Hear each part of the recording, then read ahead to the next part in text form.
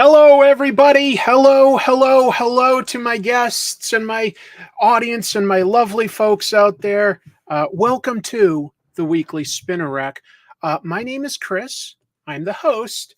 And on this show, we do interviews, we do news, we do reviews. Theoretically, we do things, we talk about stuff that doesn't end with the sound ews. But that all depends on how tonight goes. We're going to have some important news tonight. There is a lot of fun stuff, but we're also going to talk about the sad passing, the surprising passing of Akira Toriyama, hugely influential, legendary mangaka and video game designer, really. We've got some incredible comics that came out this week. Ultimate X-Men by Peach Momoko really made a huge impact. And we have a guest. But before I get to that, let me just give a quick little intro music that makes this show real.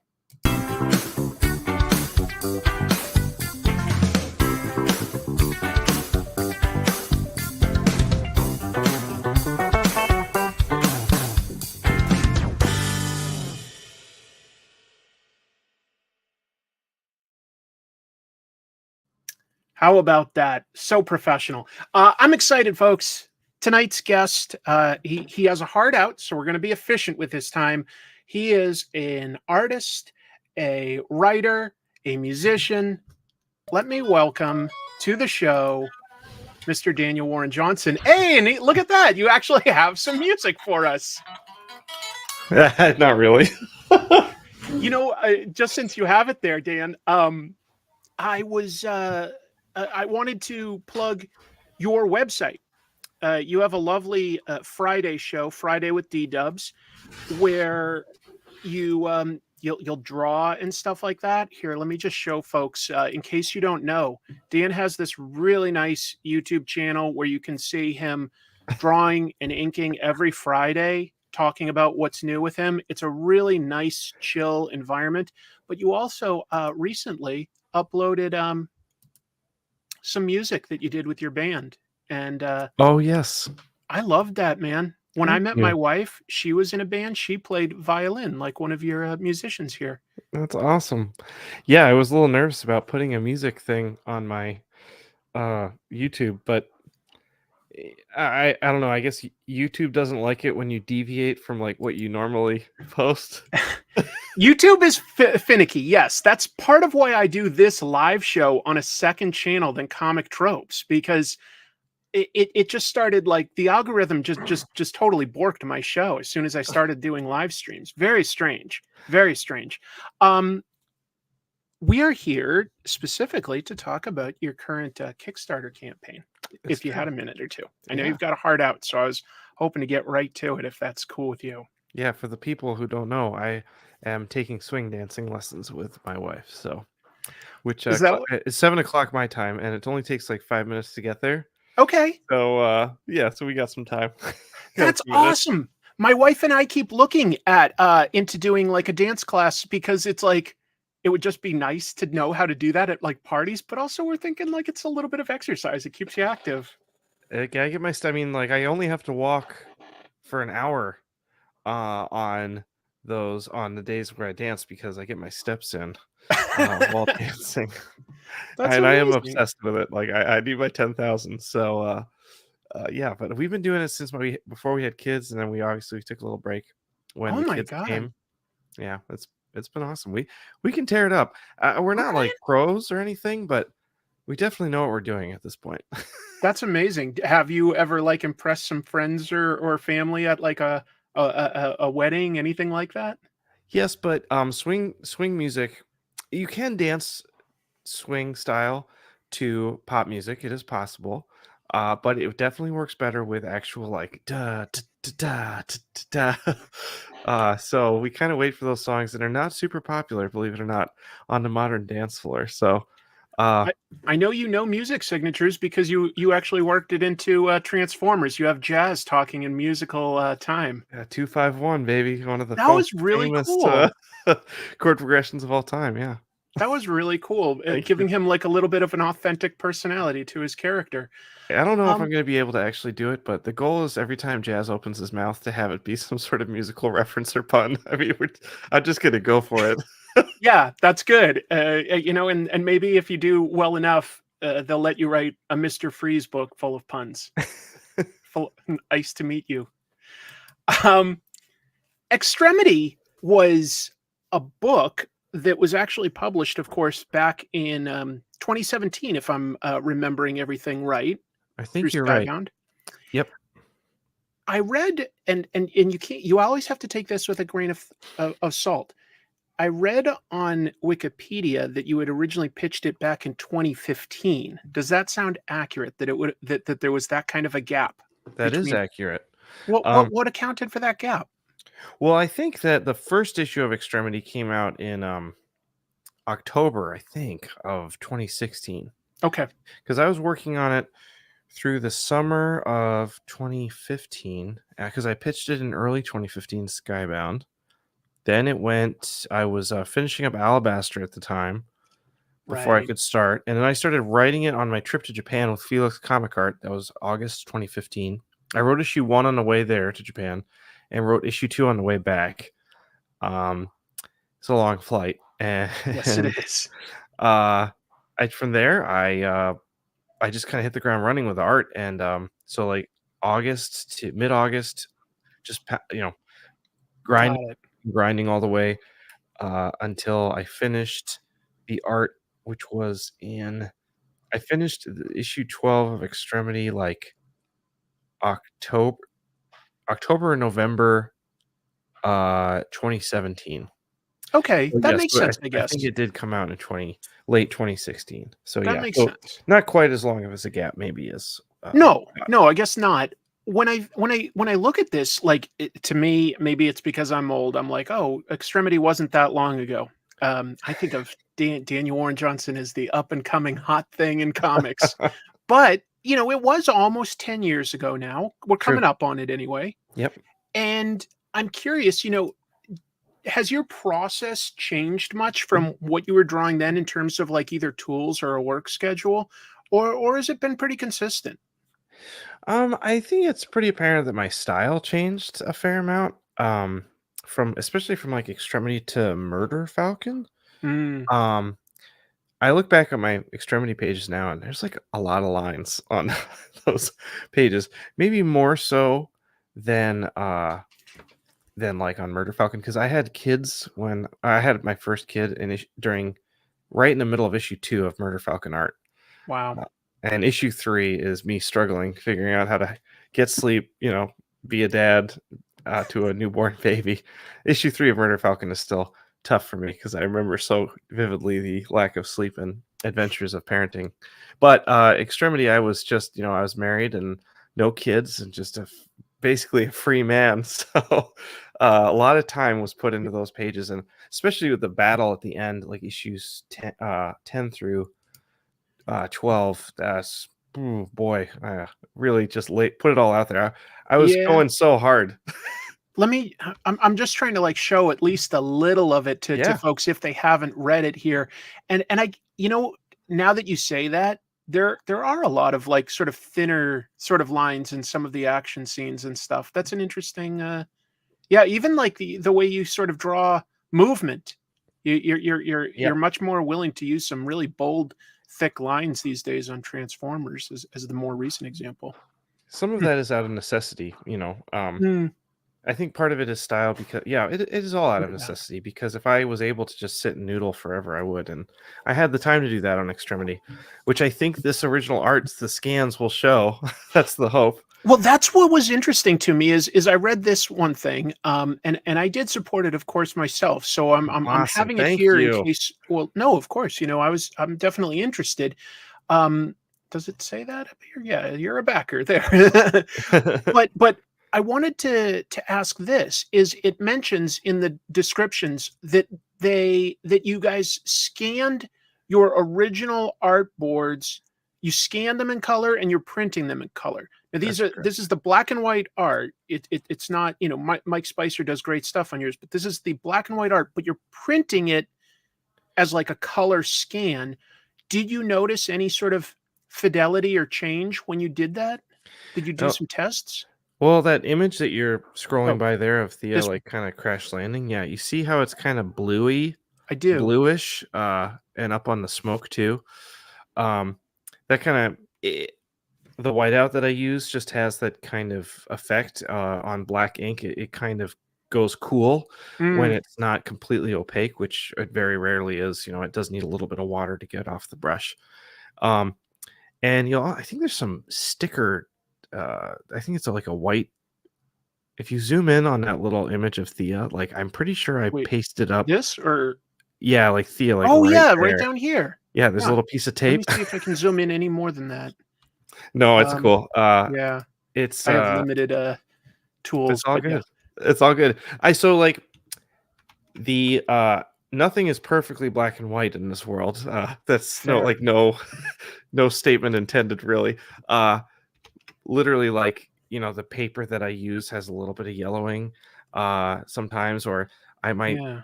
spill some coffee on it, or Maybe down that here. bluing that I mentioned. It Right. all kind of adds to the presentation of like if you could actually take a picture or a photograph of the original art, it's best to do it in color. So you can just actually see what the pages really look like. And Yeah. You know what? Just looking at this, like you can see the perfect white of the paper, and there's yep, almost a yellowness to whether it's Bristol or something similar. So sure. or Uh, gunk. I'm very messy. Also, I'm pretty sure a lot of these pages got stepped on by accident at one point or another. But this is fun. So you've got a signature edition plus the art book that has some, behind the scenes sketches and, Yep, and details. I mean, you have to feel pretty good about how fast this funded. Less than 30 minutes, fully funded. it's amazing. I can't believe it. So, would you be willing to hint to us what kind of things we could potentially unlock if this keeps going at the current pace? Okay, so can you scroll up to the top of the page? I should Yes. know this, but I'm not positive. Let me Let me see. scroll So to the top. something that I think is new that just got added The next. So slipcase. yes, so the slipcase, I did specific art for the slipcase as a stretch goal. So if we hit Okay. 200,000, we're going to add that. And that is going to be like on the actual slipcase on the outside, and it's going to have like a spot gloss, which I'm pretty excited about because the slipcase will be matte, and so we'll have like a spot. I don't know. It looks really sexy and not over designed, which I'm very happy about. It just is kind of simple and will look good on a bookshelf.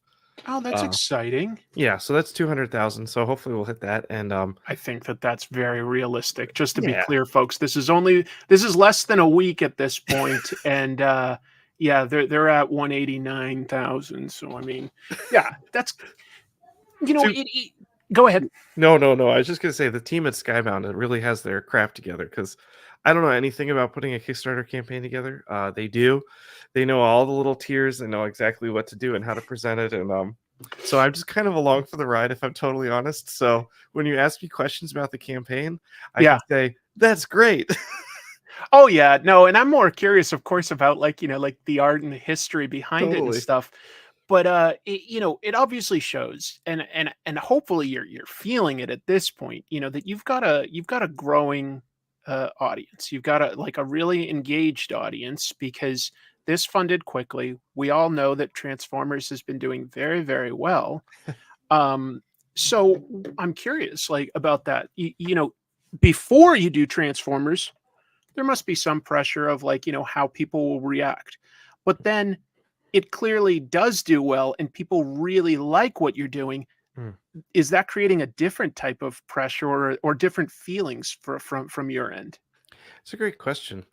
Uh, when I started Transformers, I honestly after what came before Do a Power Bomb. So Do a Power Bomb, my series was quite successful, I would say, especially for a wrestling comic, which I was very happy about.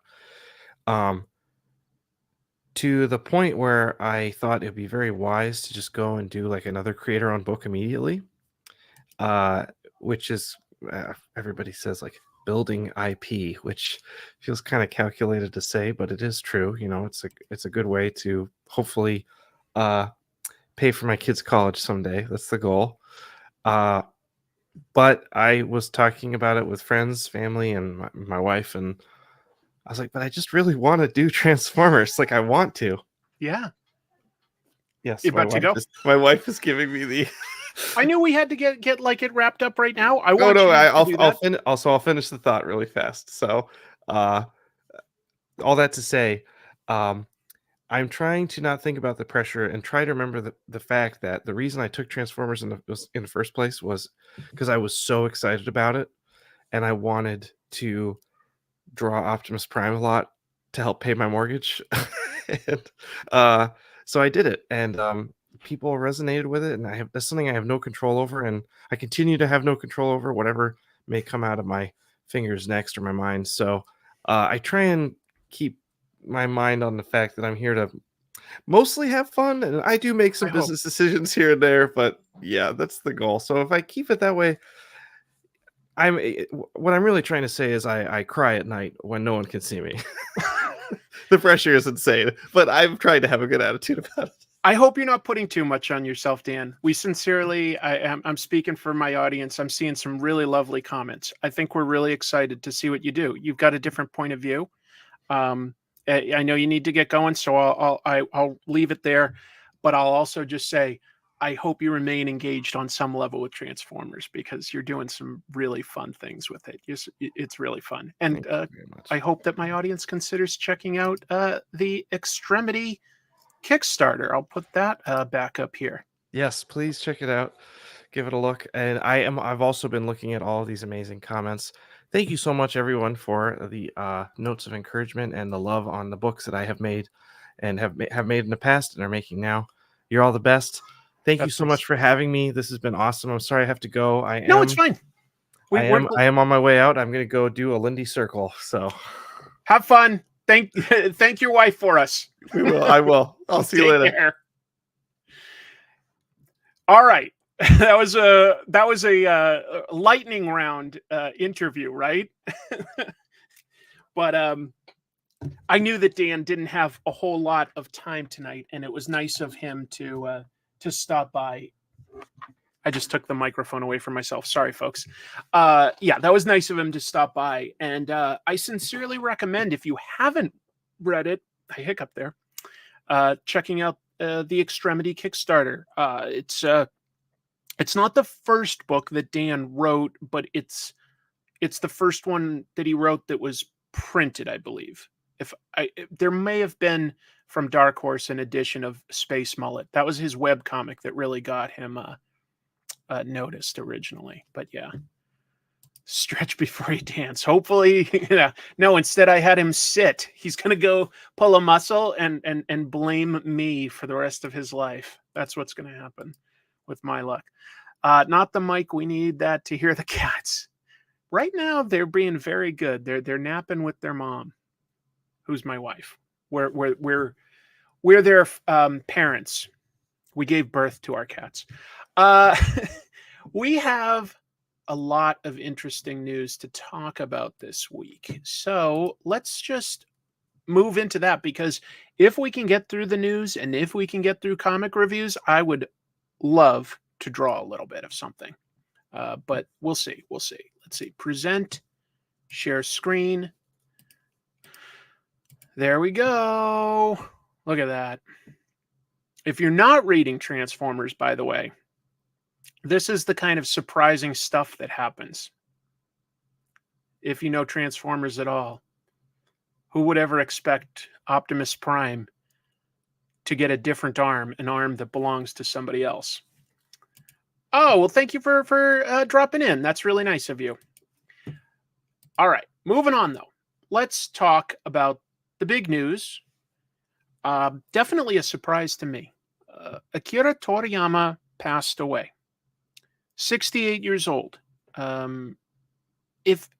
What's crazy about this is even before this happened, I had him in the news.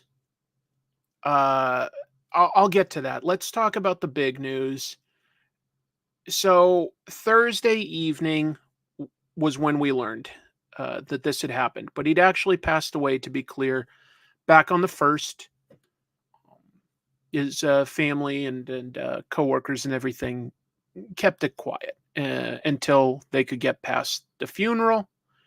His production company, Bird Studio, revealed that he passed away from an acute subdural hematoma. So blood clot in the brain, essentially. I'm not a doctor, but it's something like that, which could happen to any of us, unfortunately. So not expected, certainly unexpected. 68 isn't young, but I would not say these days it's old either, especially not in Japan, which has one of the highest life expectancies in the world. But they waited to share the news until after his funeral, which was family only, apparently. If you don't know, while Toriyama is well known for things like Dragon Ball, he himself was rather private. If you've seen this news, you definitely saw the same photo of him being shared everywhere, because there's not that many photos of him out there. He wasn't a guy that went to like Comic Cons regularly or anything like that. So, that's okay. It's just that's who he was. He himself was a little more private. Let's bring you up to speed, because not everybody has read Dragon Ball. I'm sure a lot of you have watched the anime, but you may not have read all of his comics. But his first published work, all the way back in 1978, Wonder Island. That was about a former World War II kamikaze pilot stuck on Wonder Island. That was sort of like a one-shot that got like a second one-shot. He just submitted. He's a funny guy, too, by the way. He went to art school, right? And he got a job working at like an ad agency, but he said he was never a morning person. He'd show up late. He wouldn't wear suits. He was dressed too casual, and he kept getting in trouble. And so he just decided to submit stuff to Shonen Jump, which is kind of funny. Hey, sister. Lovely to see you. Hope you're doing well. Yes, they absolutely have some great Comic-Cons in Japan. Hopefully I'll go to one someday and I can share some of that with you guys on this channel. But yeah, so it was funny. He chose his own career path pretty young. After that, Dr. Slump was really his first big hit. That ran for almost 4 years, 80 to 84. I think that was actually, now that I think of it, just over 4 years. In between that, he did another different sort of one-shot. It was called Dragon Boy, and that came out in the magazine Fresh Jump back in 83. That was like a 2-issue story that evolved essentially into the idea of Dragon Ball, which ran all the way from 84 to 95. Really influential. If you watch it or read it now, some of it's going to seem cliche, but that's because Akira Toriyama came up with a lot of the tropes of what you would call a battle manga, where the protagonist has to keep leveling up to fight more and more difficult opponents. That wasn't really the structure per se for shonen manga at the time. Lovely to see you, Jim. I want to talk about some of the stuff we've been doing in just a minute. Let me just talk about Toriyama a tiny bit. What was I? Oh, of course, he also had Sandland as recent as 2000. And as long as I'm giving his credits, he also is well known for doing a lot of the video game character designs and supplementary material for the Dragon Quest series, Chrono Trigger, which is one of the all-time most acclaimed, RPG style games, or JRPG, I think they call them, and some other games. So he did a lot he crossed over into video games really early on in his career, which I know is, again, kind of normal these days for somebody to work in both comics and maybe something else like video games. But, video games haven't been around that long. So he was among the first to really do both of that. Yeah, Penguin Village, setting from Toriyama Sensei's work. I just got a kick out of, I know I could have put in like an image of, Goku or Arale from Dr. Slump, something like that. And I love his mechanical mech type designs, or just machines in general. But this really cracked me up, where he has Toribot, sort of his self-insert character, pretending to answer a fan letter, Oh, Mr. Handsome Toriyama, however do you draw your manga? Please tell us. Teehee, how many times have I received a postcard from a cute girl asking this? Never, but I'll tell you anyway. Step 1, agonize about the story. He's just sitting here smoking. He says, I think long and hard about the story for my next episode, but instead end up watching TV or playing with models or going for a ride on my motorbike. Later, I weep. Slackers like me weren't meant to think, really. He's funny. Toribot is, yeah, I mean, since you don't see his face too much, Toribot really was him. Really influential creator anyway. Really influential creator. Very sad that he passed. If I hadn't had this news about him passing, I already had a piece of news from him in my document. It was something like Shonen Jump's 50th anniversary, and they interviewed him at the Tezuka Awards. This was like basically just a week ago, and it's only coming out now. But Toriyama was saying that he thinks that the quality of art is fantastic in manga right now, but he thought that there should be more individuality, more original ideas, things that he said made me think that the creator is nuts, which is nice, you know. But I think that speaks to how influential he was, that even something that's sort of like done more sales, like One Piece, owes a debt to Dragon Ball, you know. He really created a bit of a subgenre for shonen, that battle manga leveling up. So I had a lot to say about that. I guess that's mostly what I have to say. But yeah, I've read that if anything, his work is possibly more popular in Mexico all the way down through South America compared to here. It's amazing, and it's really popular here. But to get that kind of crossover appeal, to come up with a story that isn't something that only works in Japan, that works worldwide, is really amazing. It's really amazing. All of the other mangaka putting out their tributes really got to me. One Punch Man's creator did a fantastic piece of art to honor him. That's nice to hear. That's really nice. Even in the 70s, anime and manga is big in Latin America.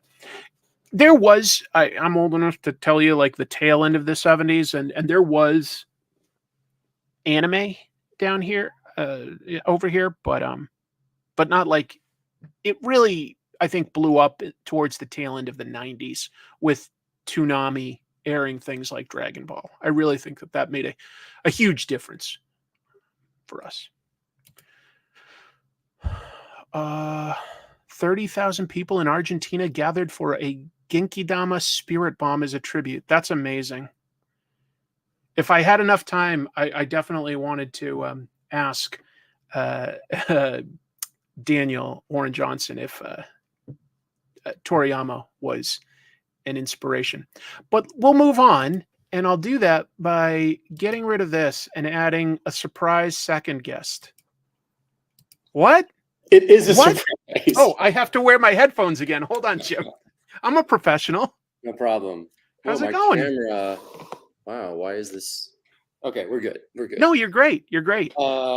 So real quick right off the bat, Chris, I don't want to stay too long because I want to hear the news and the comic reviews. So I'm sure people are like, yeah, why is there another guest? Like, just get to the good stuff, man. Yeah, we will. I just thanks for accepting the invite. I wanted to tell people about our new show that's on this channel. You want to tell them anything from your point of view about what we're making? I'm super excited about it. I'm sure you guys know, but yeah, Chris and I launched this weekend, I think on Friday, first episode of Trash Movie Bonanza, our spectacular new schlock movie review show. Yes. Where Chris picks a movie, I pick a movie, and we both force each other to watch these movies. And then we review them, and we have our ultra talented friend, Jazzy Jamie Wood, as our editor. Oh, okay. That's what we're going to call him?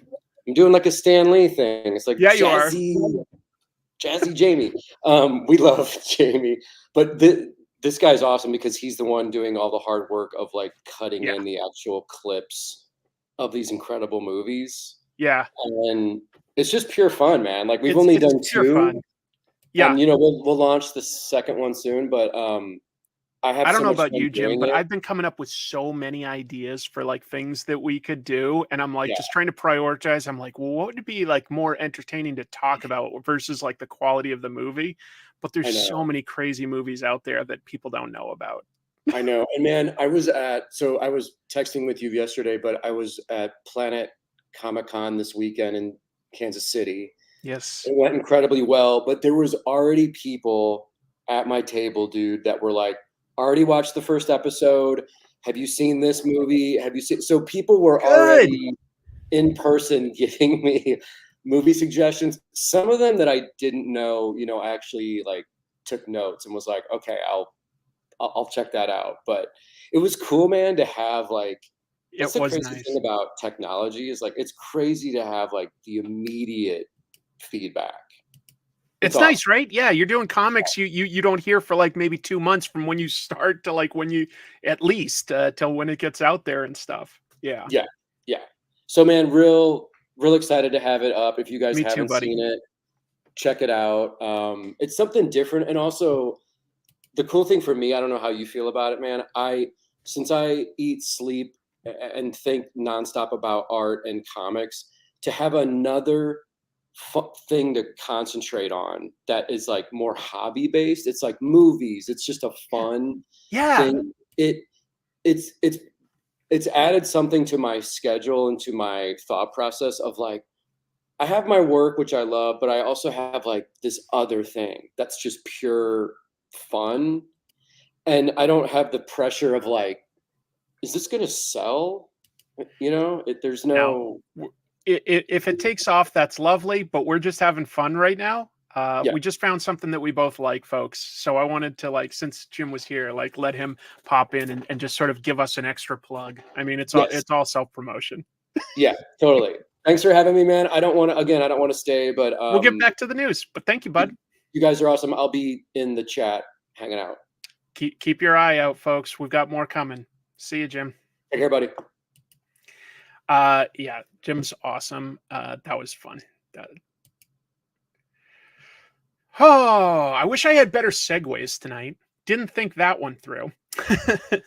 But let's move to Marvel. Released a ton of news this week, folks, just so you know. Like they released a lot of press releases, but we're going to start with this. I always find it interesting when Chris Claremont steps back into the world of X-Men. I mean, he shaped so much of it. 16-year run writing it, all the classic stories. So, but he's going to come back for a big, important issue. We've got that Marvel has announced the final issue of their Krakoa era. Okay, it's going to be X-Men 35, which they're also titling Legacy Uncanny X-Men 700. Okay, fair enough. So yeah, they've said this will come out in June. We've got this lovely cover by Pepe Larraz. Some of what Marvel said, it'll be the milestone 700th issue of Uncanny X-Men, and will feature an epic length story by acclaimed writers and artists who shaped the Krakoan age, including Jerry Duggan, Kieron Gillen, Al Ewing, Lucas Werneck, Joshua Cassara, and more. The giant-sized issue will also feature a story of family by X-Men master Chris Claremont and offer a glimpse of things to come in the new X-Men titles launching this summer. Who knows how many issues this is? Here's what I will say. I loved the premise that Jonathan Hickman came up with for this, and obviously he did not stay through its whole development. The idea of all mutants living and working together for their own nation, and finally, like guys like Magneto and Apocalypse and Mr. Sinister and Mystique working side by side with Professor X and Wolverine and Cyclops, etc. It's a big deal. But I really felt like when Hickman was setting it up, he was setting up that it was a flawed idea and that the government was going to sort of like fracture and break apart somehow. I really thought that that was the idea, and I could be completely wrong, but ultimately Krakoa really just sort of fell apart because, you know, of an outside enemy, Orcus, which was, you know, humanity being afraid of being replaced by mutants and using technology to, you know, artificially boost themselves and fight back brutally against it. So I was really surprised. Yes, family. Here's my perfect Vin Diesel impression for you tonight. It's all about family. I think so too. I think that Inferno was about how long Hickman had planned out a story, but Marvel was enjoying how it was going, and so they sort of just kept padding it. Anyway, who knows? But I'm curious to see what Claremont does, and I'm curious to see what the new era is. And as long as we're talking about the new era, Marvel has definitely said that they're going to announce whatever that will be at South by Southwest. So they've got a panel. It's called The Future of Marvel Comics, X-Men, and Digital Comics. That's going to be on the 14th, so 3 days from now, if you're in the Austin, Texas area and planning on attending this huge multimedia event. It used to be that I just thought of it as like a film festival, but it's definitely grown to include all sorts of media. This is at the Austin Convention Center, and they're going to have Tom Brevoort, who we now know is going to be the editor for the X-Men line, CB Cebulski, that legendary mangaka who runs Marvel, Dan Crothers of Vive Digital Collectibles, because if you don't know, South by Southwest is basically funded by NFT bros. And then writers Jed MacKay and Gail Simone. Oh, well, that's interesting. I mean, that right there sort of implies to us who's taken over X-Men.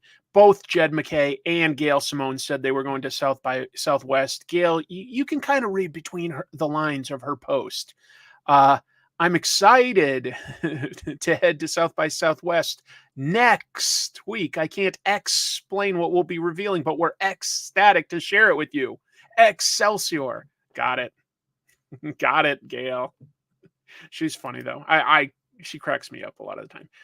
Is that how much a wristband is? I had no idea, Mike. I know that you're down in that area, but if it's that much, I couldn't go either. That's crazy. Wow.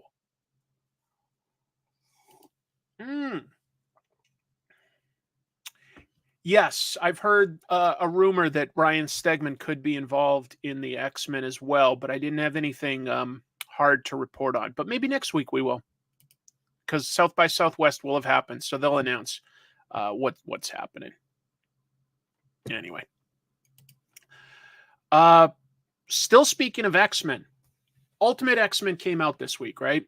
And the Ultimate line has been ridiculously popular. It's all selling out. Peach Momoko, we already know, is popular. Well, she reacted to how things went this week. I thought that was worth sharing. So first of all, this was the best-selling comic of the week. We don't have specific numbers on it, but we know that it outsold everything else. That's all we know.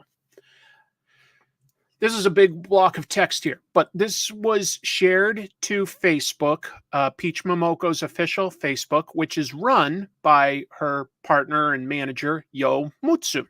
And Yo, works as her translator and organizes her convention appearances. And if she does, what do you call them? Commissions and stuff like that. Yo does a lot to manage her business. But I believe that this post has been deleted, because when I went back to see it today, I didn't see it. Let me talk about it. Thank you, Sam M. Hey, Chris, I just got into comics. What should I do if I'm often busy Wednesday and my comic shop, New England Comics, doesn't reserve issues in advance? I'll be talking about New England Comics tonight. They don't reserve issues in advance for you? If they don't do that, wow. All I can really recommend aside from that is either wait for the trade or get it digitally.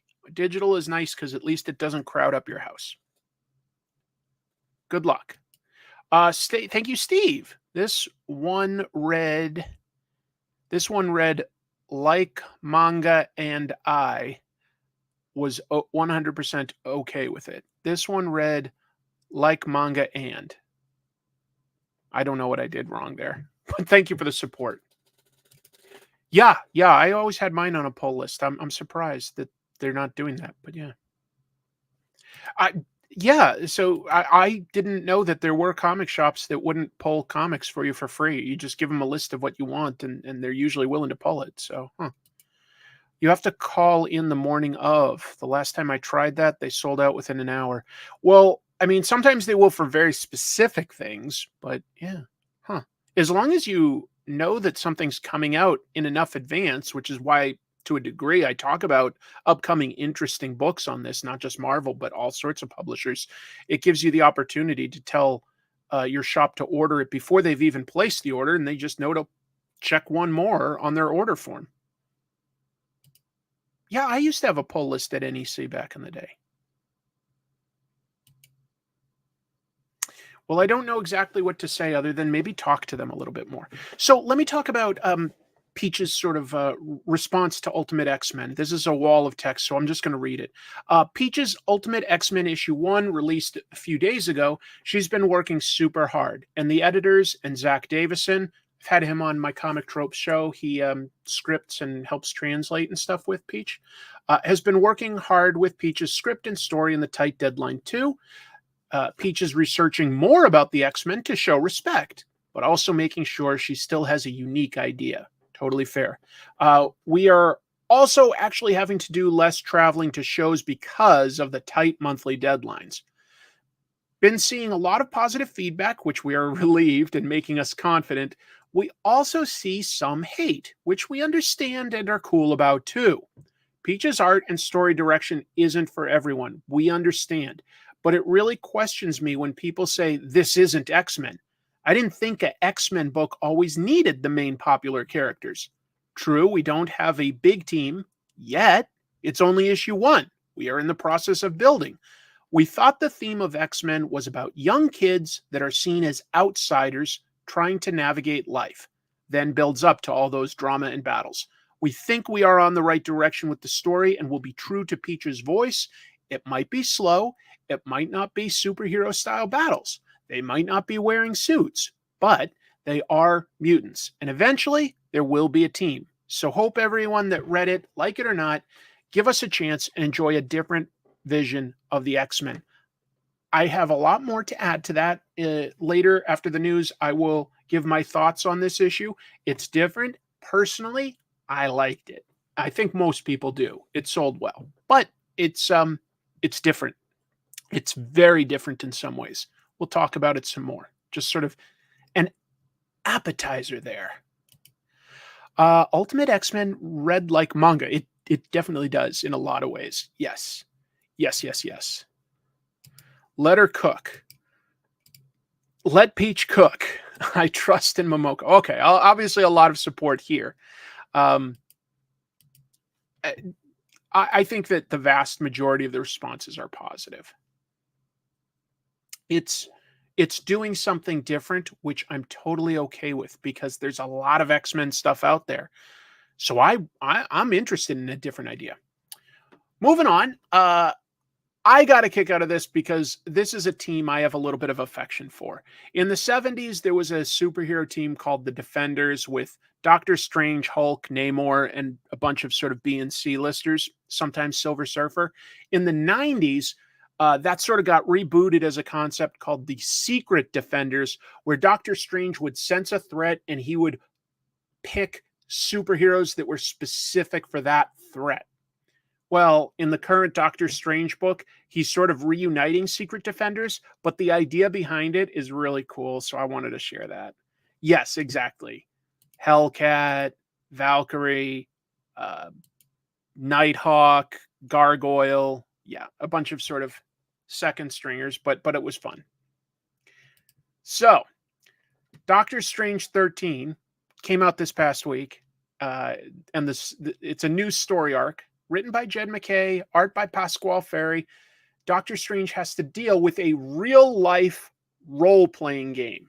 Okay? So even though Doctor Strange is usually very solitary, You know, he tends to like to solve things himself.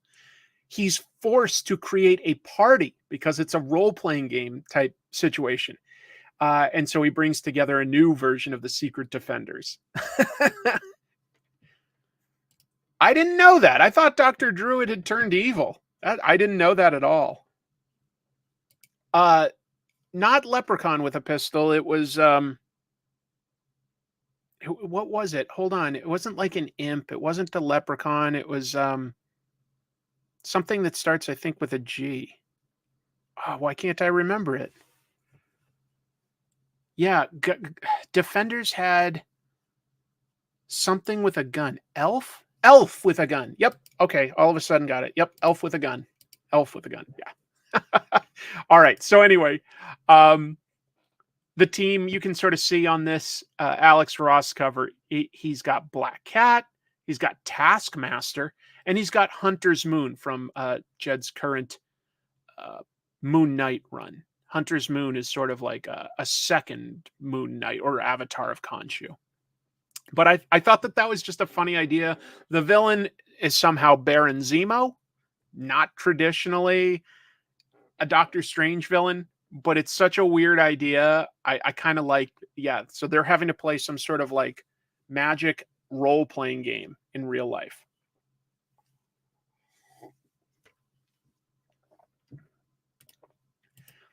Dr. Druid isn't the best. His biggest claim to fame was Roger Stern used him on his Avengers team. Other than that, I never really liked him. Yeah, I was surprised too, but Taskmaster will do jobs for pay, basically, and he's very efficient. It's Baron Mordo? That makes so much more sense. The news I read said Dr. Zemo, and I haven't read this. Oh, that makes so much more sense. Okay. Thank you. That makes so much more sense, Chemdog, that it would be Baron Mordo. There's 3 Barons in the Marvel universe that are villains, folks. We've got Baron Mordo, Baron Zemo, technically more than one Baron Zemo, but Baron Mordo, Baron Zemo, and Baron von Strucker. So Marvel was definitely all about making you nervous about European royalty. All right. Too many Barons. Oh, that's true. Wait, Baron Blood. That's right. He was like the vampire Nazi. Do I have that right? I think I do. And if we're talking about vampires, let's talk about some Blood Hunt news. So, Blood Hunt is going to have super vampires, folks. Super vampires. So this is the next event coming up, written by Jed MacKay, art by Pepe Larraz. The reason I'm a little interested in this, there's probably too many tie-ins, but Jed MacKay has been setting the stage across a lot of the books he's been writing, and I think Pepe Larraz is a great artist. So we're getting into this. Marvel wrote this as part of its press release. The Blood Coven are a mysterious and deadly vampire faction consisting of Megrim, Cruel, the Damascene, Smoke Eater, and their leader, I think I had Unusual, and their leader, Bloodstorm 1, a clone of Dracula created by Hydra. That sounds very in keeping with Marvel continuity. I love some of these designs. Let me talk about that, because MacKay says that these vampires are a little different. They feed, first of all, on things like superhumans. They feed on pain. That's Cruel. They feed on thoughts. I forget which one is thoughts. It might be Unusual. They feed on ghosts. Smoke Eater eats ghosts. And look at this design, though, for Bloodstorm 1 by Pepe Larraz. He said he was thinking of 2 things. One, sort of like a perverted version of the Statue of David, which I really think you sort of get in this hollow blank face. And then also an homage to the armor in the Francis Ford Coppola version of Dracula. If you've ever seen that, he wears some pretty iconic armor in the opening scenes when he was still like Vlad the Impaler. Anyway, They feed on pain. That's my ex. Damascene apparently operates in like a different sort of like he's more like two-dimensional somehow. Like he's on like the cusp of our reality, and if you grabbed him, it would be like grabbing a piece of paper, and you'd get like a paper cut, something like that. Anyway, I kind of like some of these. I like the idea of a vampire that eats ghosts. Or this Megrim, if you really look at her, she's wearing like this like cloth draped over her face, and it just looks like blood pouring over her face. Anyway. Oh yeah, that armor was great. It might be good anyway. But wait until you see how Marvel is promoting it. This is where things get funny. Marvel's giving away teeth. That's my headline.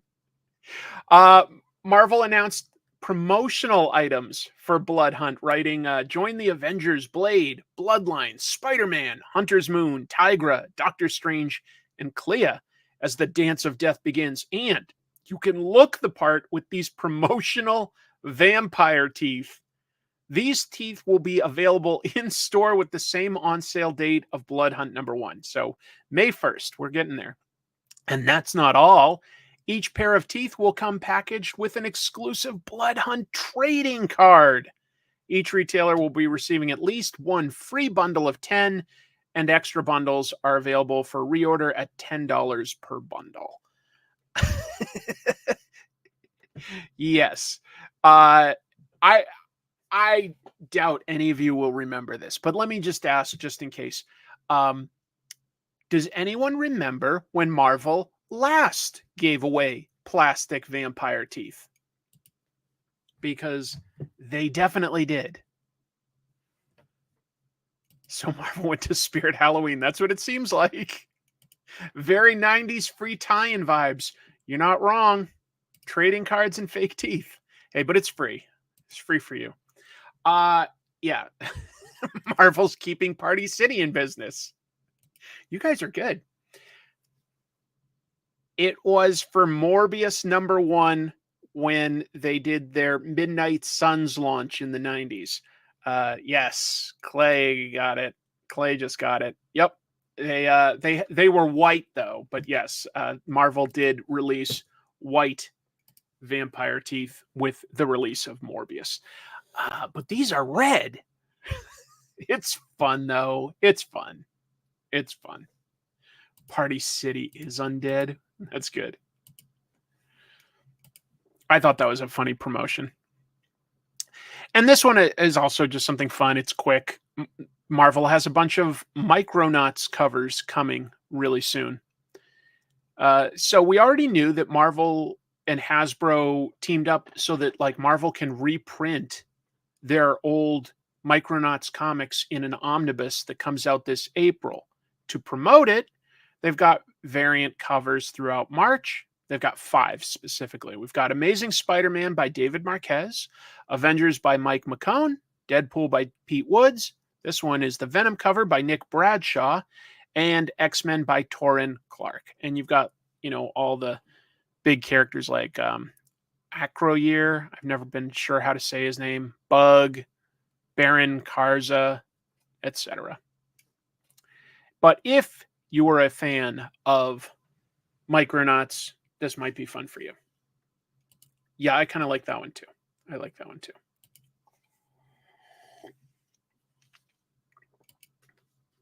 That ROM cover of Iron Man was sick from a bit ago. I bet these will be pretty good. We'll see. I was happy with the ROM covers. A lot of people have good affection for it, so it's nice that Marvel and Hasbro was able to reconnect and do these reprints. It's nice. That's true. Yet another Baron in Marvel continuity. I didn't even think about that. I can understand that, Rob, but I think that I don't think they have plans to do ongoing stuff. So I think this is just like, if they're going to get their one shot, they're just going to print all of it again. I think. Hasbro has played with the IP though. That's the thing, JoJo. When IDW was doing Transformers and G.I. Joe, Hasbro was looking to sort of create a connected universe potentially with Micronauts, maybe ROM, what else? Mask, Visionaries. They were looking into that. It never really went anywhere big, but yeah, they were looking into it. The thing is, Micronauts as a story, I think, is better than the toy. And then, like, the only toys that have remained relevant as a brand are Transformers and G.I. Joe. The others, like Visionaries and Mask, were kind of cool, but it didn't have enough to, like, keep it going. It just wasn't quite as good. And also, Marvel made a ton of their Webtoons free. So, they announced that there's over 100 of their scrolling comics that they're going to make free to non-subscribers. It's through the Marvel Unlimited app, but you don't have to pay anything. Could be fun if you're into, like, some of these characters. They've got extra Spider-Man and Avengers stories. Geoff the Landshark is honestly a pretty good one. Yeah, so you've got instant access to select free comics. They call it Infinity Comics, for what it's worth. You just go to marvel.com/Infinity Comics. Of course, you know, their goal is, once you're there, maybe you'll see some back issues or something that you want to get. So I can understand that. There are some good Webtoons there. I'm pretty sure EJ Sue is still in the chat. At least he was earlier. And he does a great one about like a street vendor set in New York. And so there's some really good ones. And I think that Geoff the Landshark is also, like, a really popular one. Yeah. So I just thought I'd mention it. Now I have a reason to download the app. I think it's also, of course, Marvel. Look. Oh, cool. You are here, EJ. Yeah, I really like your book, and I'm sorry, all of a sudden right now I'm totally blanking on the name. I know it's like an acronym, and I'm completely spacing out right now. But yeah, I like yours. I like yours. And I hope you had a good time at the Transformers convention this past weekend. I hope it went well for you. Thank you, Tester Tree. I own nearly every issue of Micronauts. I didn't know anyone else cared other than young me. Have a great day off to work, all. I like the video needs. Oh yeah. Trust me. Micronauts had its fans, definitely. And I think Robbie Zeri posted it earlier. The initial issues by Mantlo and Michael Golden are the kind of the best of it. Michael Golden really did well with that. Test Kitchen, right? And it's like TEST stands for something. That's what I kept thinking Feast from Spider-Man, because it sort of sounds a little similar and it has to do with food. And I was like, it's not Feast. Test Kitchen. Yeah. Folks should check that one out. It's really cute. Oh, when somebody said that earlier, I thought that they were joking. Hey, Daniel. So, okay, let me scroll back here. 57 Zandor says Karza Backwards is Azrak, the owner of a competing toy company. I never knew that. I never knew that. I never knew that that Azrak was real, but, like, with Rob saying this, I guess Azrak Hamway was the owner of Remco. That was a competitor of Hasbro. So they literally named one of their villains. They just flopped the letters. That's funny. Oh, how wonderful. Oh, that makes sense. Doy, of course. Skybound is doing their Transformers stuff. I'm glad you got to see each other. You guys did some great work together that you should be really proud of. If you folks want to dig through back issues, EJ and Robert did some great comics. For instance, I want to say Cloudfall, and of course, who was the guy, the robot suit guy? All of a sudden, I'm so bad at names, folks. I guess I'll have to Google it. Tech Jacket. I just remembered. Never mind. I don't have to look it up. Tech Jacket. Tech Jacket's really good. Look it up. Transformers TFCon sounds cool. Yeah. It's big. Tech Jacket. Yep. Good. Lots of people remember Tech Jacket. I'm glad to hear it. A competitor of Mego. They both fought for superhero licenses. Mego owned Micronauts at the time. I did not know any of that. That's so funny to know that Marvel named their villain after a competitor.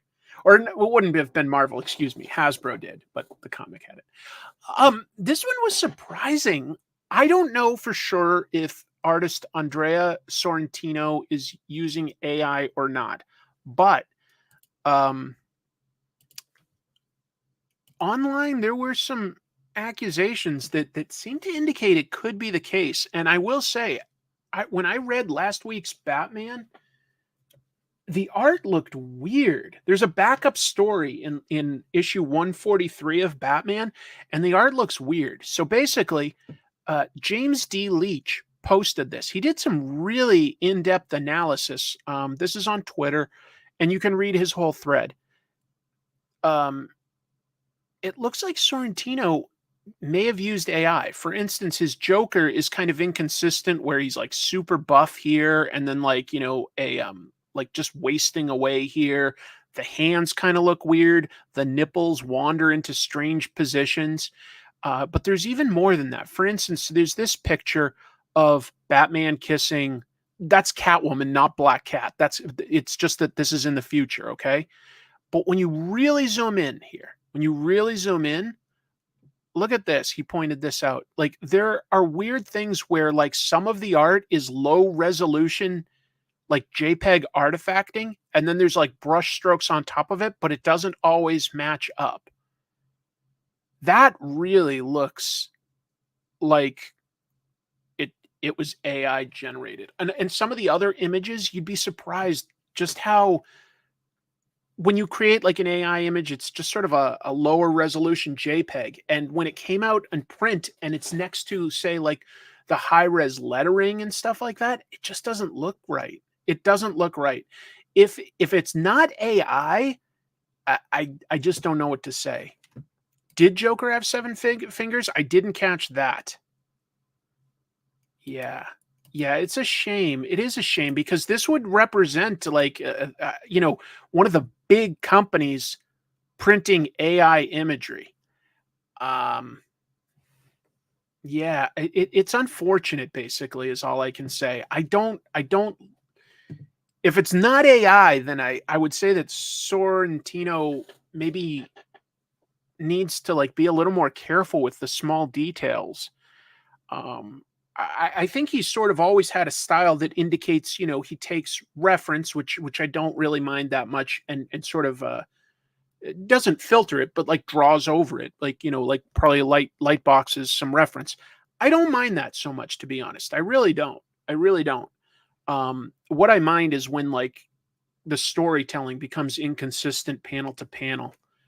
But yeah, like when you just use that exactly, there's artifacting. Sad future we're heading to. I'm really surprised that this sort of got through at DC. All I can think is like maybe this happened during this like sort of weird time where they didn't have a senior editor on Batman, so maybe like some stuff fell through the cracks. Because I am just sort of really surprised DC would be okay with this in a way. Is much bigger in the picture. Some of that I can sort of forgive. I mean, he's got a weird cowl on. There are elements I can forgive. It's just, it does look inconsistent panel to panel. Very, very strange. Not a lot of variation on like angles, because AI isn't very good at that, just to be clear. Like looking at a low angle or a high angle. They're not great at that. So we'll see. This could be wrong. It's just an accusation. It's not like the artist has not responded. DC hasn't responded. It could be something else. Like maybe he's just doing some weird techniques in Photoshop that we don't understand. Yeah, of course that would be less problematic if AI was only looking at your own art to generate you more art. But at that point, you're just sort of like You're not creating anything original, no matter what. AI can't create an original idea. It can only remix existing stuff. It can only remix stuff. So, wanted to mention that, and we'll see what happens if there's any fallout. Thank you, folks. Yes, I did sneeze. Sorry. James Gunn surprised me with some Peacemaker details. We know that season 2 is coming. Thank you, Matt. Appreciate that. Let's see. I saw a clip on Derek Kim's story of a shop accusing Last Mermaid of using AI. I don't think that's true. I definitely don't think that's true. I think that the art in Last Mermaid is gorgeous and definitely has great storytelling. I don't believe that. No, Derek can draw in a wide variety of styles. I don't think he'd ever need to use a tool like that. I just don't believe that. I don't believe that. There are telltale signs. Anyway, let's talk about Peacemaker briefly. This was on Threads. James Gunn posted that Peacemaker is going to shoot this summer. So, I mean, how could they not do another big dance for the opening? They have to at this point. They have to. All right. So some of what he said. Yes, we'll be shooting Superman and Peacemaker simultaneously. Yes, I've written all the episodes, but no, in the interest of getting the show out there, I won't be able to direct them all, only some. That's fine. That doesn't bother me at all.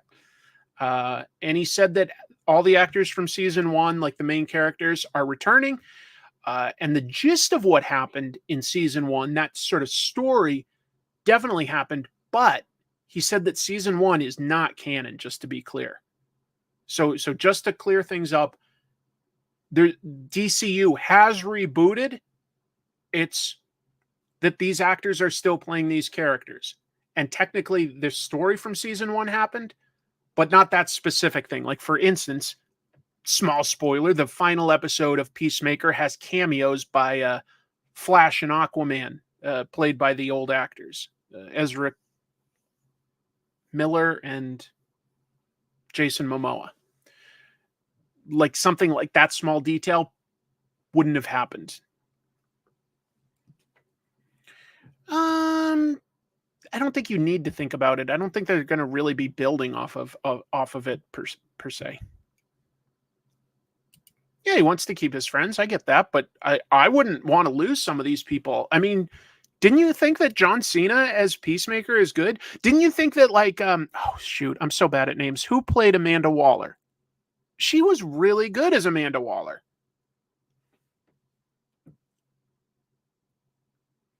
Yeah. Look, if here's another example, okay? When Pierce Brosnan became James Bond, he got a new M. Judi Dench was playing a new person promoted to the role of M than the actors who had played it in previous James Bond, but it was all in the same continuity. When Daniel Craig took over as James Bond, they rebooted, but they did keep Judi Dench as M. It's something like that. They're using the same actor. It's a different continuity. Just roll with it. It's not important. It's not important. Thank you, everybody. Viola Davis. She's a great actress. Like, who wouldn't want to keep some of these actors like Viola Davis or John Cena in the roles that they do well in, even if they're rebooting? He was a good Dr. Fate. That is true. He was actually quite good. That was honestly the best part of Black Adam. I didn't care for Black Adam very much, but you know what? Pierce Brosnan gave it some good gravitas and grounded it in a good way. Yes, Waller is now going to take place after Peacemaker season 2. So, like, they're adjusting that story. That's sort of my take on things. I've never been a guy that, like, gets too caught up in continuity errors in comics either, to be honest, because I'm like, okay, this writer tells a story. All I care about is the story good or not? I don't get hung up on that, but some people do. Some people do. I just say that you might be able to enjoy things more if you can let some of that go.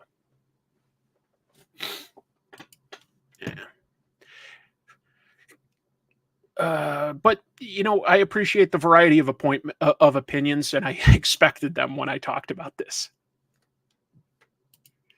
I know, it's so crazy how like Black Adam was like kind of the most boring part of it. The Rock is charismatic, but you know what? The way he can't lose a fight really, really undercut any threat that the main character had in that. Any threat to the main character was really nerfed. He just couldn't lose. He just couldn't. He never came close. He literally just voluntarily surrenders to the government rather than lose a fight. He's totally beaten the JSA, and then he just voluntarily surrenders, and then the movie needs him back, so he just escapes with no problem. It's so ridiculous. It's so ridiculous.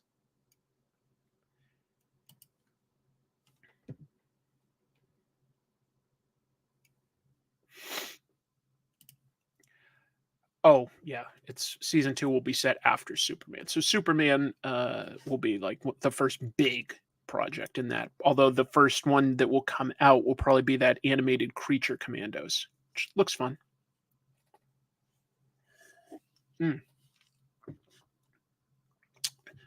I mention this because New England Comics was my comic book store growing up. The first comic book store I ever went to was Quincy's New England Comics, which is actually in a different location than it is now.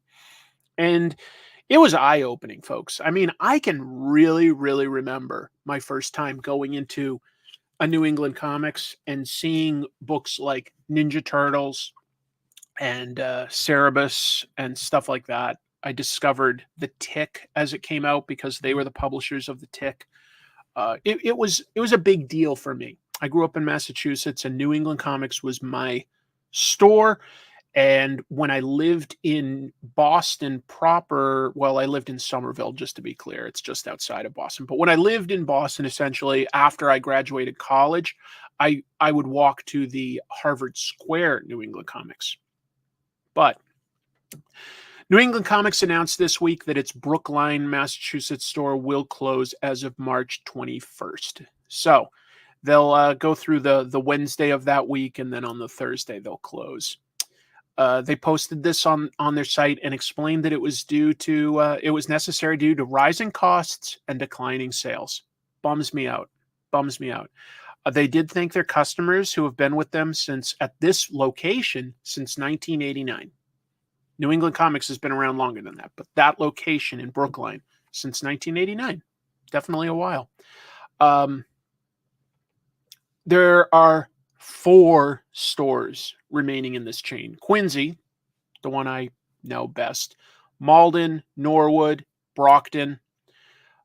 In 1994, they had 9 Massachusetts locations and 2 Florida locations. So, you know, in the 90s, when the industry was sort of blowing up, NEC had 11 stores. 11, which is just wild to think about now. I also used to go to their Plymouth one, but yeah, Plymouth and Harvard Square are already closed. The only one that I really went to regularly was Quincy, although I remember I went to the Brockton one to get the Death of Superman polybagged issue. I don't know why Florida. I can only assume it was like, you know, somebody related to the business like moved down there and opened a pair of stores. I don't know this story. Florida is my favorite part of New England. Oh, cool. That's so cool that you're from there. Yeah, I like the Plymouth location. New England and Florida is fun. It was kind of funny, but you know, they were a brand at that point, just to be clear, because think about it. 9 other stores in Massachusetts. Okay, they've got 2 in Florida that are called New England Comics, but people did sort of know NEC or New England Comics because they were printing the Tick, and the Tick was pretty well known then. The Tick was pretty well known. So anyway. Oh man, flea markets are awesome. I haven't been to a flea market in forever. I should go to a flea market. Oh, you do go to the Brockton one? That's really cool. That's really cool. I also went to Brockton to get the Death of Superman story. We must have passed by each other. That is wild. What a small world it is sometimes, right? You know, it is a small world. I've been to Japan and bumped into people that I know on more than one trip, and I didn't know they were going there. Like, and you're just like, wow, I'm halfway around the world and I'm bumping into people that I know. Or you find out something like this. I've got a friend, Paul, who we found out, like, we found a picture of a Chicago Comic-Con in like maybe 99 or 2000, and we were both in the picture even though we hadn't met each other yet. So it's just funny. It feels like a small world sometimes. It does make me think how there's a company called Humboldt Hydroponics named after Humboldt County, but they have a store 2 hours inland in Shasta County. What frauds. The NEC newsletter was awesome. NEC printed their own black and white monthly newsletter that would list up some comic book news, what comics they had as back issues, what comics were going to come out, and they'd have their own original comic strip with Bobo the Monkey and eventually the Tick. The Tick technically debuted in an NEC newsletter. That is probably so rare and hard to find because it was all printed black and white on newsprint. I loved that thing though, because this was before the internet. So to get like news, you know, it was before Wizard magazine and stuff like that. It was awesome. Anyway, sorry, I was reminiscing. That's amazing. You ran into a friend at the Luxor. I've stayed at the Luxor. I've got some more comic store news. I've got a bunch of comic store news this week. This is local to me. A Seattle comic shop was rammed by a truck. Look at this. What nonsense is this now? Yeah, Dream Strands Comics is up in sort of the northern part of Seattle, and they posted some images to Facebook and said, well, folks, it's another lovely day in Seattle, so that means we've had another burglary, if you can even call it that. The Cretans rammed the front of the building with a vehicle, so we are going to be closed today for repairs and structure stabilization. Can't have people inside the store, sorry. However, and they just talk about how they can still do curbside service for people that got their stuff. They posted this. They posted a follow-up on the 9th saying that they're back open for business with Crime City chic look, because now this is covered in like what's that flimsy cheap board? All of a sudden I forget. Like it's covered in like cheap wood. Anyway. Yeah, exactly. I like their sense of humor too. How is it that every week there's some comic book store tragedy? Plywood, that's what I'm looking for. Plywood. Thank you, sister. Thank you. Plywood was what I was thinking. Not particle board. Jojo, that's not what I meant. How dare you? Just kidding. No. Nobody got killed. Nobody got injured. This happened after hours. They're back in business. They're recovering. Yeah. Well, speaking of, this is not the only comic book store to get rammed by a car this week, folks. Look at this. Florida. Look at this.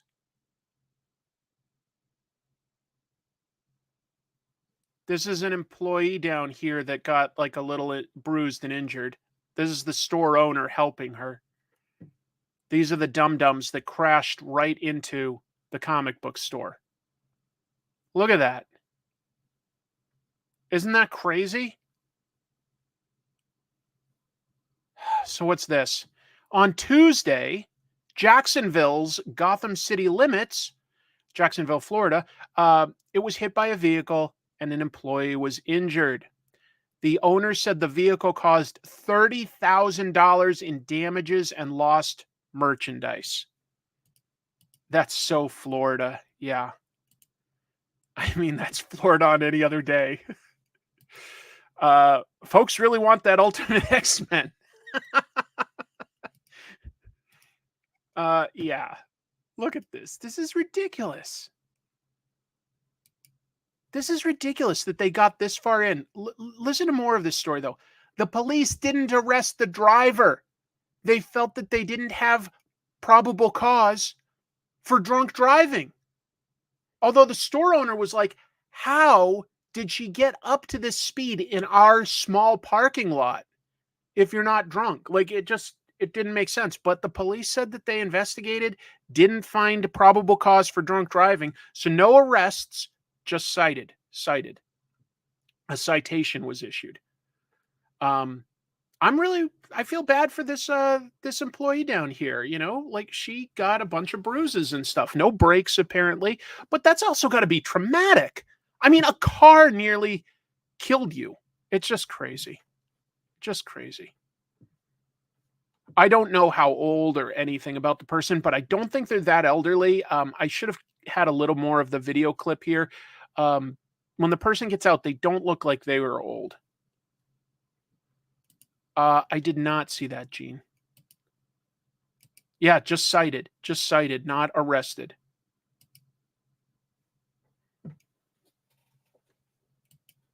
Well, I don't know what she identifies per se. It certainly appeared very obviously to be a woman, but yeah.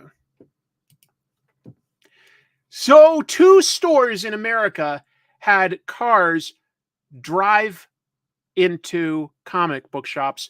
The one in Seattle was so that they could steal some stuff. This one was an accident. Let me end the comic book store news of the week with some happier news. This is some news we talked about this past summer. Time Warp Comics in Denver, Colorado was robbed, but the thief was caught and sentenced. So, let me say that. Some of you guys may remember this. James Dobbins Ware, 36, of Nederland, was accused of breaking into Time Warp Comics, blah, blah, blah, end of July. Owner said about $13,000 worth of merchandise was stolen. Ware was identified and arrested August 11th. He pleaded guilty to the case on January 12th through a plea deal, and this week he was sentenced to 9 years in prison. So on March 6th, he got sentenced. He pled down, but these are the things he was convicted of. 2 counts of third-degree assault, knowingly or recklessly causing injury, 1 count of second-degree burglary of a dwelling, and 1 count of criminal mischief for between $2,000 to $5,000. So I guess they couldn't prove the $13,000 basically, but they could prove over $2,000. Or maybe he just pled down to that. Anyway, according to the Boulder Police Department, detectives recovered all but 5 of the stolen comic books. In a way, I'll say that's about as good an ending as we can get for these sort of stories. Person was caught, sentenced to 9 years, all but 5 comics recovered. There you go. Play stupid games, get stupid prizes, right? I would sentence him to read all the comics he stole plus color some. Doesn't sound like a bad punishment to me, but okay. I'd be like, cool. Stupid comic store thief deserves to go to jail. Well, I think most of us would think so, yeah. Sort of good ending, sort of. It would be better if none of this happened. Probably for the comics they couldn't recover. Oh, that might be... That's a good point, Beowulf. Yeah, if the police did recover all but 5, I guess some of that goes away, potentially. Or at least, could plead down. Well, anyway. 9 years for a bunch of Liefelds. Hey, who knows? Who knows? Yes, I would sentence him to read some bad comics. Sentence him to read Marvel. Oh, that was a terrible book. I've thought of doing that, but it's so bad that it's just not fun to talk about.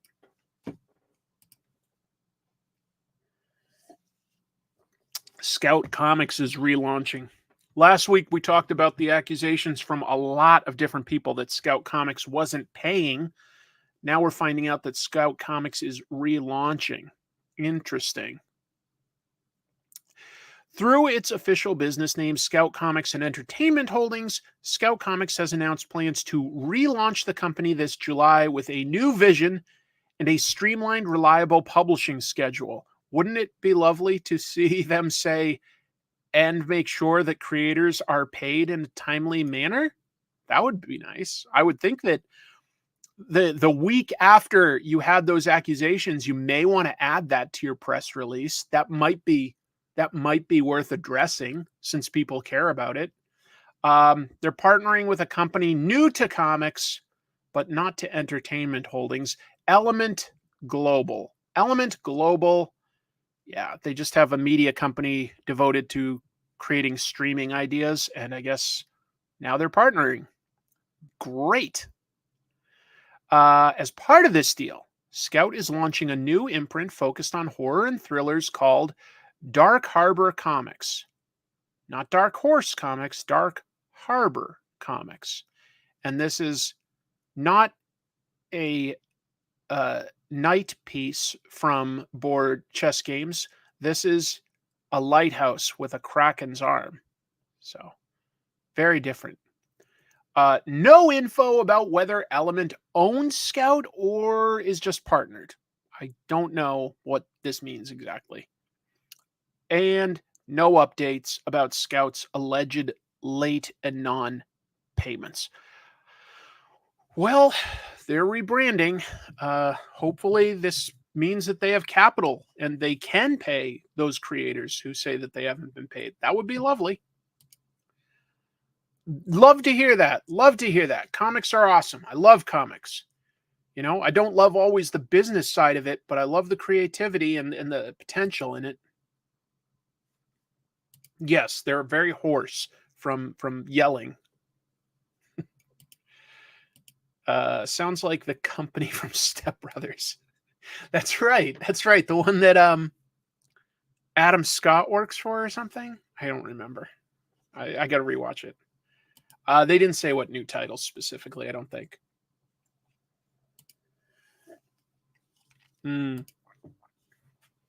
I have not read the recent arc of Fables, but I'll probably look into picking it up in trade. I do like Mark Buckingham's art, and I like the world of Fables. I like that a lot.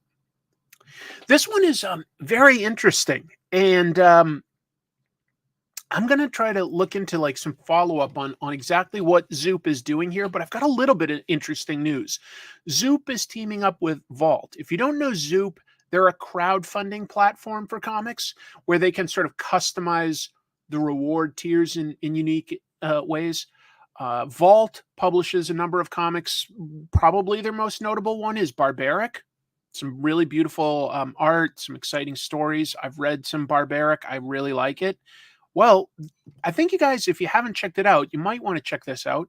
So Zoop and Vault are joining forces for what they're calling Crowdbuilding campaign, not crowdfunding, crowdbuilding.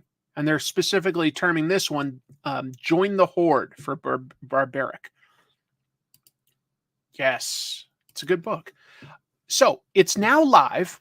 It launched this week. It's running through April 5th.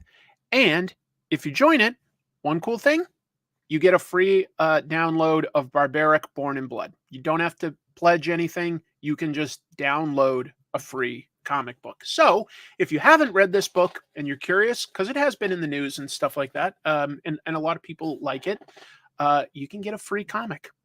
So I thought I'd pass that on. Nothing wrong with a free comic. And they're going to have cool rewards that are different, like, t-shirts as compared to just comics. But there's all sorts of stuff. Some of what the campaign states. Unlike a traditional crowdfunding campaign, a crowd-building campaign isn't about funding, it's about fandom. The goal of a crowd-building campaign is to bring together a league of both existing superfans and new fans to give them unimpeded access to both free and premium rewards and to create a path for greater fan excitement to unlock greater fan rewards. It's the first time I've seen a crowdfunding campaign offer something for free. I like it. I like that idea. I get what they're talking about there. You hook someone with a free offering. If they like it, maybe they come back and buy an issue. Maybe they come back and buy more than one issue. It seems like a decent approach to me. I think it's smart. That is a sick shirt. I'd buy that shirt. Yeah, there were other things there that I could have shown. I just thought that was a really cool design for the shirt. Like how it's it's full, you know, it's all the way across. It's not just like a square or anything. I liked it. So we'll see. You know, I've never seen a campaign quite like this, but there's where you find it. Zoop always has like pretty simple links. Zoop.gg/c/barbaric. We'll see. Yes, sorry. Here in America, we've got daylight savings. It's a little weird. It's a little weird. I'll give that some serious thought. I'll give that some serious thought to doing my own someday. Yes. Oh man, that would be a really fun idea, wouldn't it? Like they should, if Barbaric can get big enough, they should definitely have the sentient axe as like, you know, a full scale prop. It's a decent idea. There's some interesting stuff there. If you've already read Barbaric, you can get some like sort of premium and new comics. And if you haven't, you could start by downloading this free comic.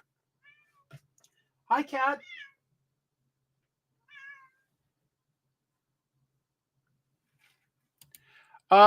It probably should have been. It probably should have been. Or comic tropes too. It probably should have been. I don't know. I called it pros and cons because my original idea was I would have interviews with pros and go to conventions, but it sort of like grew from there. Yeah, I think we've got Jack back here. Jack, do you want to come say hello? Oh, we've got both Jack and Lily. Lovely. Can you see them at all? They're on like my coffee table. I think that they're just out of view. We'll see if they come check on him. Meow. Kitty.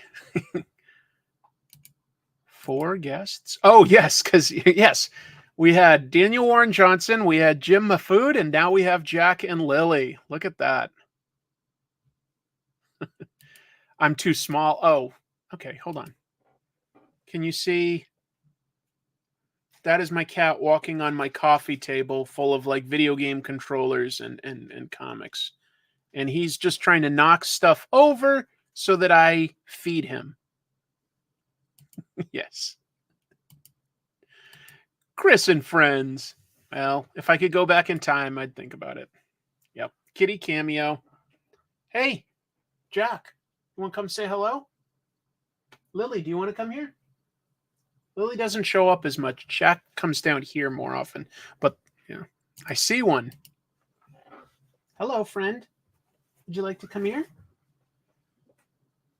Would you like to come here? Nope. He heard his sister running around, so he's going to go play with her. That's it for cats. Thank you for dealing with that. All right. Moving on with the news. I was excited about this, folks. Skybound has announced their next 2 G.I. Joe miniseries in the Energon universe. So if you haven't read it, there's Duke and Cobra Commander, and they're each miniseries focusing very squarely on that character. It's before there is a G.I. Joe or a Cobra team. It's building up to the creation of these 2 forces. And it's fun. I like it. It's fun. By the way, look at this. Scarlet hasn't had a logo before. Scarlet traditionally carries a crossbow, so I love what they did with the A in this logo, making that into a I don't know, a quiver bolt or something like that. Thank you, Matt. Yes, that's my wife. Skybound doesn't own G.I. Joe, but Skybound has a partnership with Hasbro, and they've created something called the Energon universe, which is a connected universe with books like Void Rivals that we'll talk about shortly. That's a sci-fi book by Robert Kirkman. And then there's Transformers and G.I. Joe, and it's all still building. It's very early on, but so far I like it.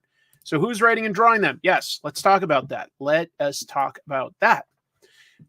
So, yes, Scarlet and Destro are the next 2 miniseries that they're doing. Scarlet #1 is coming out June 5th. Writer is Kelly Thompson. I've really liked Kelly's work on Birds of Prey lately, if you've been watching the show.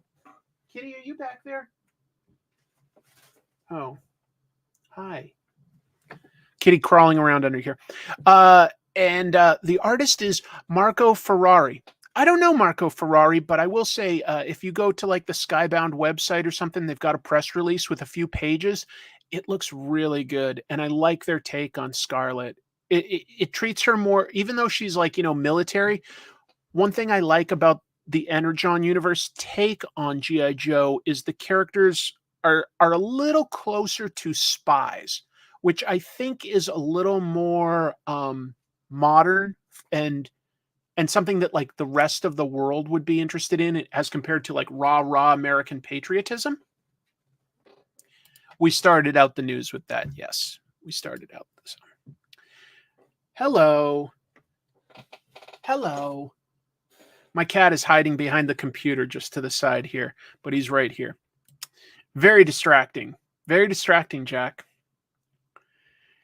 And then we've got Destro #1 by writer Dan Waters. We know that he's writing the Universal Monsters Creature from the Black Lagoon Lives book that's coming out that I think looks cool. Artist is Andre Bresson. I like Andre's work a lot in Dark Ride. I've talked that up a bunch. But I love this. So we're getting like, we were told that there would be 4 G.I. Joe miniseries. Presumably, once these miniseries have told their stories, we will get like a G.I. Joe, possibly a G.I. Joe and Cobra book. We will see. We will see. Exactly, Rob. Yes, I hadn't quite got to that. But Scarlett's specialty is counterintelligence. So going undercover and acting as a spy is very in keeping with who she is.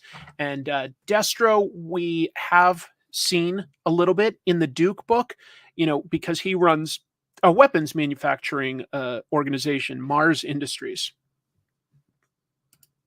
Yeah, I'm really excited by the writer on Scarlet and the artist on Destro. So Dan has done a few things. Is it a reboot of? Yes. To be clear, what's happening is Skybound is still publishing Larry Hama's G.I. Joe, A Real American Hero. That subtitle is important, A Real American Hero. That's the same continuity that Hama established from 1982 with Marvel Comics, continued at IDW, and is now doing at Skybound. That's the same continuity, but there's a separate continuity where Transformers, G.I. Joe, and Void Rivals all exist in a shared universe. And we're still building it. I like it. I like it quite a bit. My dear Cobra Commander. Destro is canonically Scottish, but the original cartoon, the voice actor didn't even try to be Scottish, but boy, did he have a great, distinct voice. I love Destro. Quinn would be great. What I am impressed with to some degree is that the Energon universe hasn't just sort of been like Snake Eyes and like just thrown that in our face. We haven't seen Snake Eyes yet, who is easily the most popular G.I. Joe character. But we're building to that. We're building to it. Where the air holes in his mask were. Well, Destro's mask is made of a flexible metal called, I want to say beryllium. I think it's fictional, but yeah. Buy my comic. This I command. That's Serpentor. But if it was Cobra Commander, he'd be a little bit more like, I want you to buy this comic, Destro. Yes, Scrooge is canonically Scottish. Yes. Rob Liefeld did do Snake Eyes, and if I'm remembering right, he fought Thor in that book. It was very strange. Beryllium is real. Well, maybe I'm not remembering the right metal. I don't know. Destro's a tough guy. It's flawless. Destro does have a Scottish accent in that cool miniseries they did. What was it called? Rob Irizarry will probably remember. He's the G.I. Joe expert in the chat. There was an animated, like 10-part series. It was really cool. It was written by Warren Ellis. No, Cobra is about gaining money and power. Definitely about power in the A Real American Hero series. Now, that said, in the Energon universe, it's Resolute. Thank you. In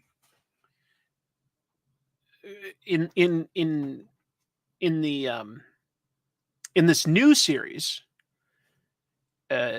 Cobra Commander is working for Cobra Law, an ancient organization that uses organic technology and finds mechanical stuff, an abomination, like on a sort of religious level. So it's a big deal that Cobra Commander is actually human and was just sort of adopted into the society, and that he is somewhat stealthily using Transformers technology secretly to aid Cobra Law, but really aid his own interest. Oh, we also had a Scottish accent in Renegades. Let me just check on something, because I think my friend voiced Destro in Resolute. Destro, was it?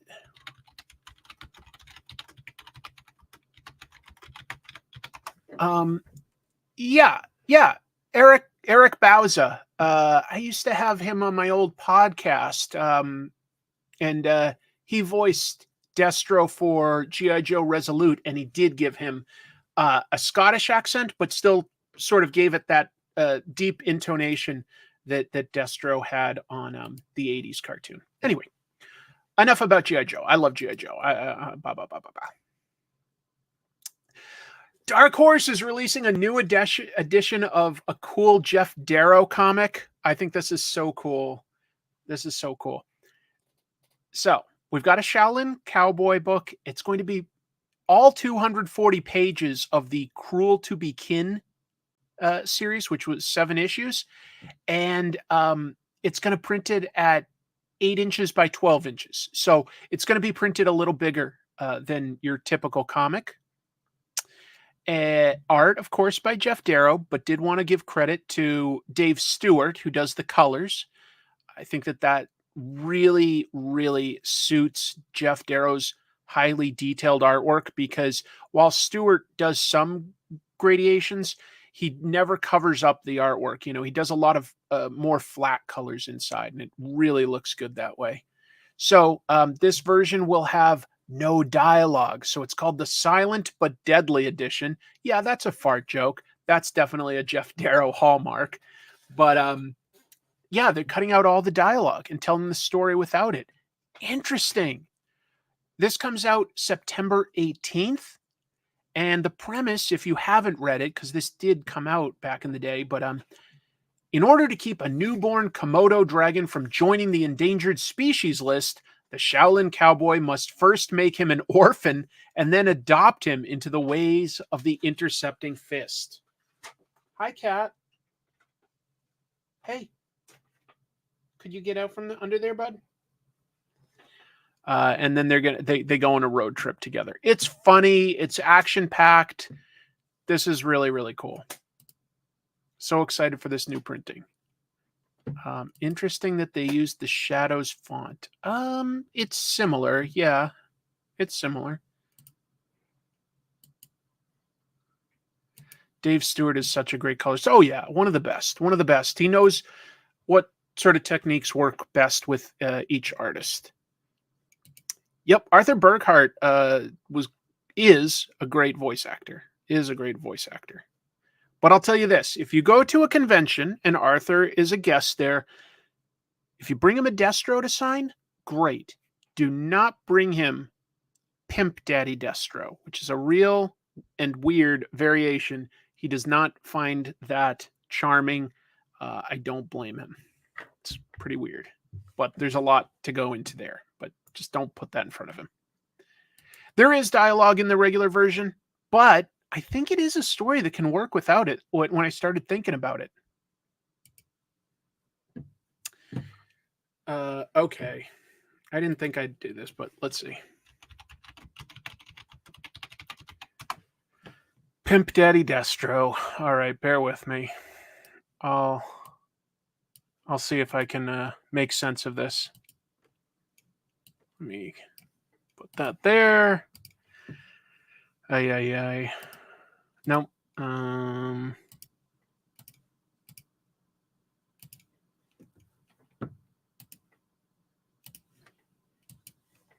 So after G.I. Joe had really wrapped up in about 94 with new figures, Hasbro would sort of do repaints of some of their characters and still release them. They created, well, that's an anniversary edition. I'm trying to find the original. Hold on, original, because they've like done re-releases of Pimp Daddy Destro. They allegedly had some designers just try to create some really wild colors for Destro, and fans started calling it Pimp Daddy Destro. It was pulled from shelves very quickly. I think it was only released, honestly, down in South America briefly. So it's a really rare collector's item. It was not officially called Pimp Daddy Destro, but that's the term that fans came up with for it. So this was definitely like a rare figure for fans to look for a long time. And because that was so popular for like their 25th anniversary, they sort of released this this one with like updated articulation back in the day.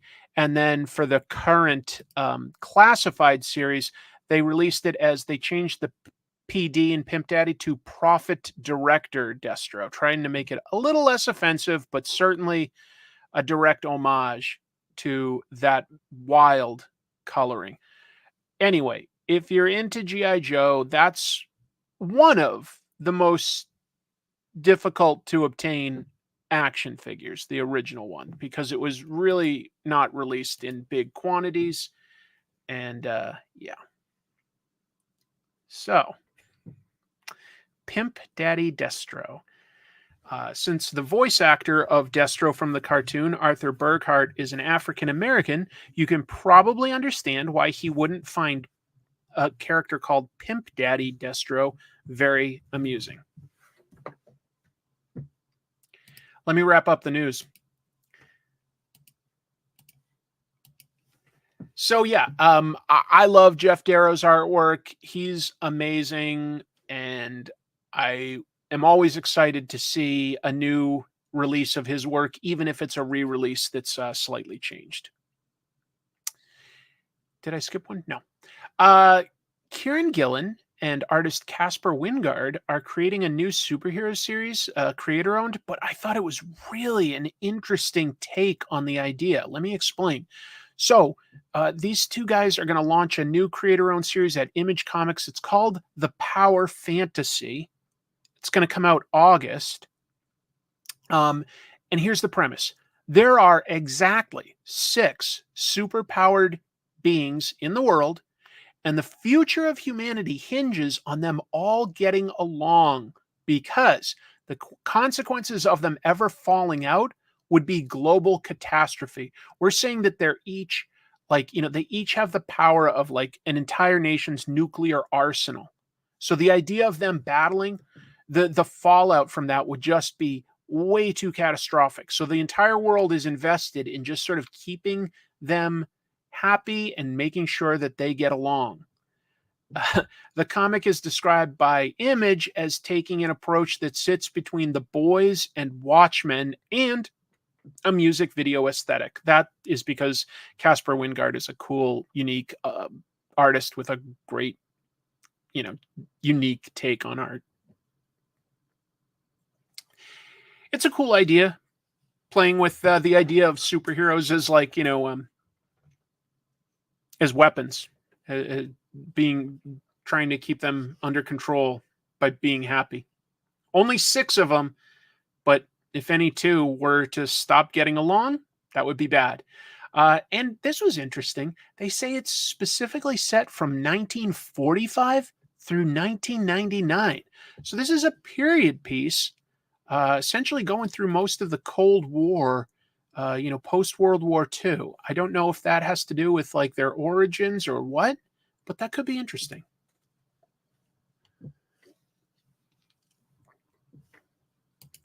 I don't know how dark the visuals will get, but I'm curious too.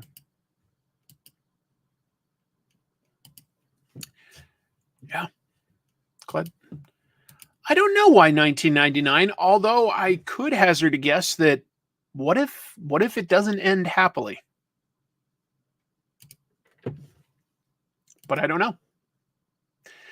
Last piece of news I have was just this, which is TMNT video game footage was shared.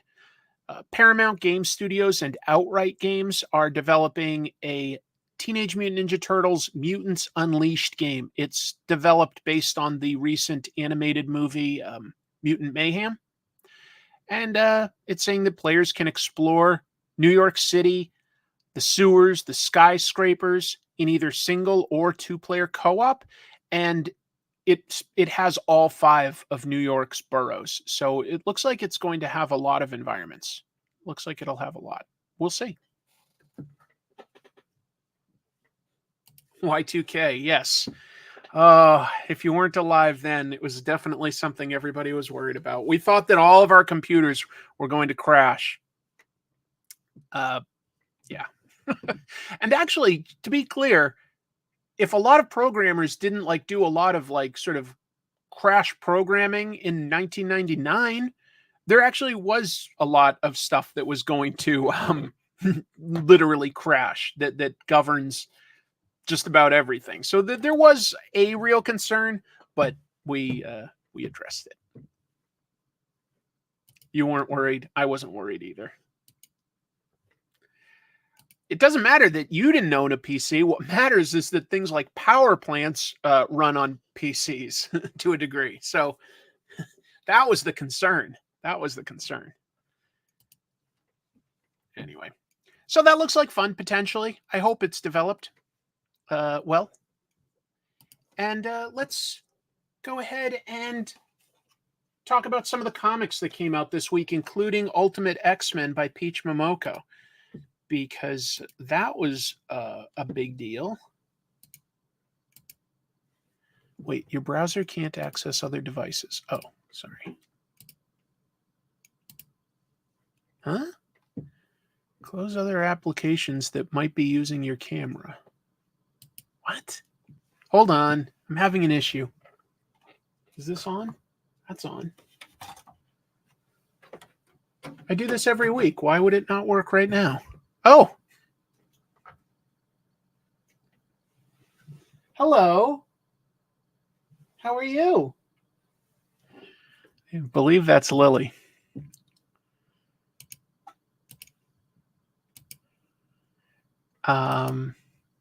Oh, here we go. Good. Okay, I just had to reboot something. And I'm going to zoom in a little.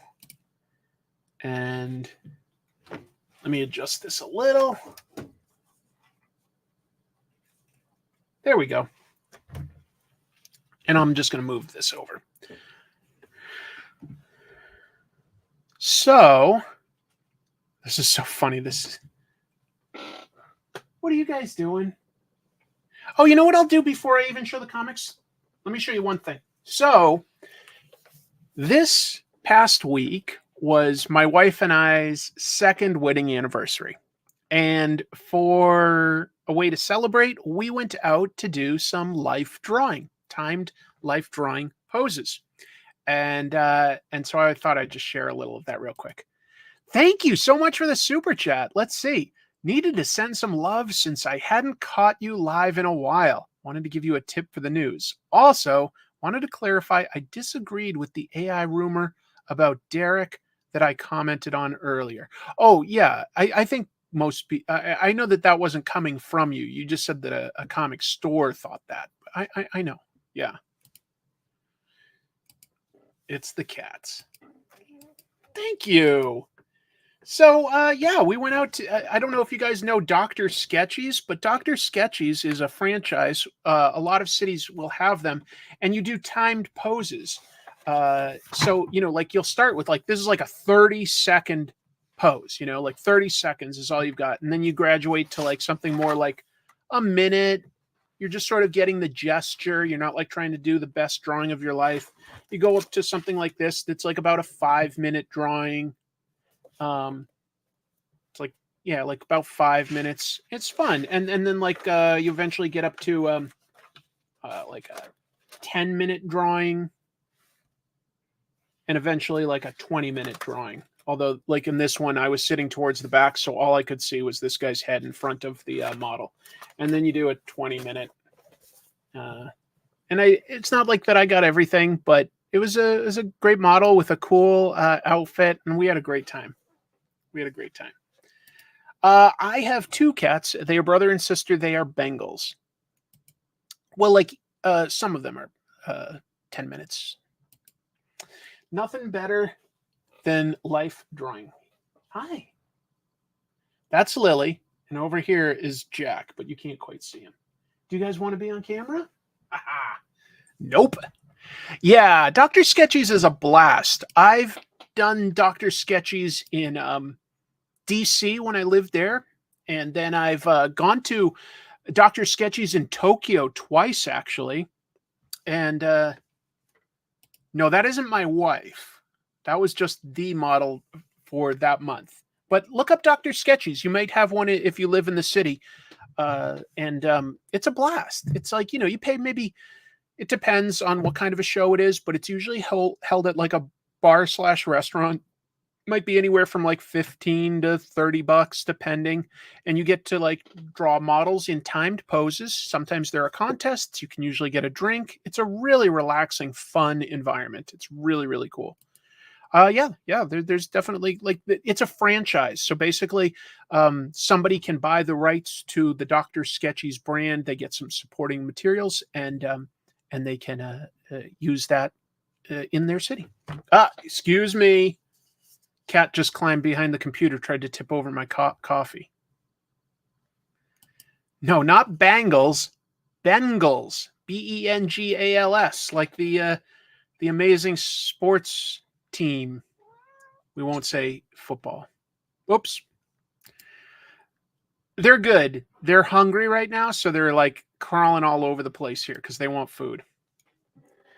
Let's talk briefly about some of the comics that came out this week. Void Rivals had a new issue come out. Void Rivals is set in the Energon universe, but it involves 2 warring alien species. Written by Robert Kirkman, art by Lorenzo De Felici. And in this one, these 2 aliens from a warring species have teamed up here to sort of like unveil the truth behind what's going on with their warring society. And we find out that Darrow has been across this like wasteland before. He once survived like crossing this wasteland, and it's really, really risky. But he and Solila, who are from the 2 different like races, are going to risk crossing that really bad wasteland to potentially like escape Derek's government. And in the meantime, Derek's government has basically sent an assassin after them. And he's obviously been through some rough times. Let me show you this. So like they pull this guy out of like this chamber when they need him to work, and he gets put into like a mostly robot body. So this guy's, sort of like a ninja Darth Vader. But it's kind of fun. I would say the dialogue is a little cliche. It's not the strongest part. I wish that Kirkman added a bit more humor, because he can be really funny, to be honest. And I wish that they did that. But Void Rivals, like story itself, like of these 2 sort of warring nations, that also hasn't necessarily like done anything new that surprises me yet. But it's got potential. It's got cool world building. I like that Derek has this thing called the hand droid. It's like, like just a small armored piece on his hand with AI that's like very useful. The villain looks interesting. I'd like to see more of him. Artwork is great. Zero complaints about Lorenzo De Felici's art. Zero complaints. What I'd love to see, though, is either more humor or a wild twist that I don't see coming. I don't know how to suggest that, and I wouldn't deign to. But also, if you're going to talk about corrupt governments, it feels like there's a lot throughout history where you could really have it relate to stuff that's truly happened, and it can work as an allegory. And I don't feel like it quite has yet. I would like to see an allegory for something like that. No Jack and Lily podcast. They would not be calm long enough. They are very smart and very wild. Android is a fun pun. Felt too short. Loved Oblivion Song. Oblivion Song was the previous sci-fi series by Kirkman and Lorenzo De Felici. So anyway, I've got a few things that I'd love to see different. I like this world. I like this comic. At the same time, this is set in the same universe as like the current Transformers book and the G.I. Joe books. And ironically, even though like Kirkman's the guy sort of behind this whole thing, it's not my favorite of the series. I want to like it more. But it is good. It isn't bad at all. I don't have anything where I'd go like, well, that was too cliche or that was boring or anything. I can't say that. So I don't have complaints per se. I just wish there was some sort of angle that like took it up a notch. We'll see. Yep. There will be more Transformers showing up in this book, including Springer. Yes, Springer is coming. I like the Skuxoid and Quintesson stuff in Void Rivals. I like it. So I'm curious what they do with that. I talked briefly about the Rogue Trooper film in the news like a couple weeks ago. Yeah, animated series. I like Rogue Trooper. Very happy with the voice cast. I think it'll be cool. Shall I talk about... yeah, why not? Let's talk about Ultimate X-Men by Peach Momoko. By the way, this surprised me a little. They only say Peach, but to be clear, script adaptation. Zach Davison has been working with her. Zach worked with Peach on all of her Demon Wars books that did very well at Marvel. What does this do differently? First of all, to start with, it's set in Japan. Well, most of us read plenty of manga, so that's not a roadblock right now.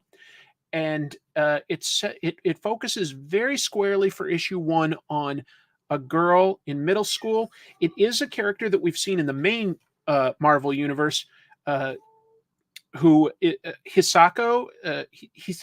who in the comics is Armor.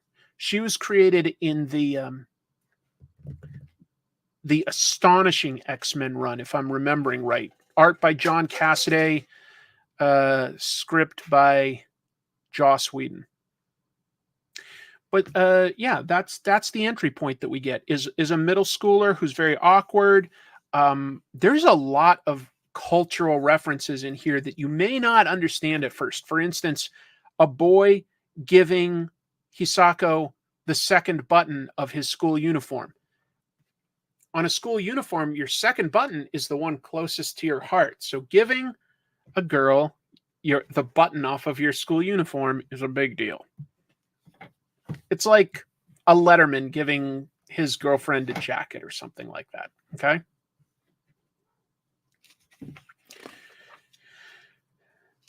There's a lot of interesting sort of past here where Hisako had a friend who apparently died, and this weird sort of ghost-like creature talks to her about it. So it feels very supernatural. You know, there's like these totems and stuff. There's a very spiritual element here. And Peach is changing up her art style in interesting ways. Like, for instance, when there's flashbacks to her lost friend, we go to this sort of black and white and more sketchy style. So there's some interesting ideas here. There's some really interesting ideas here.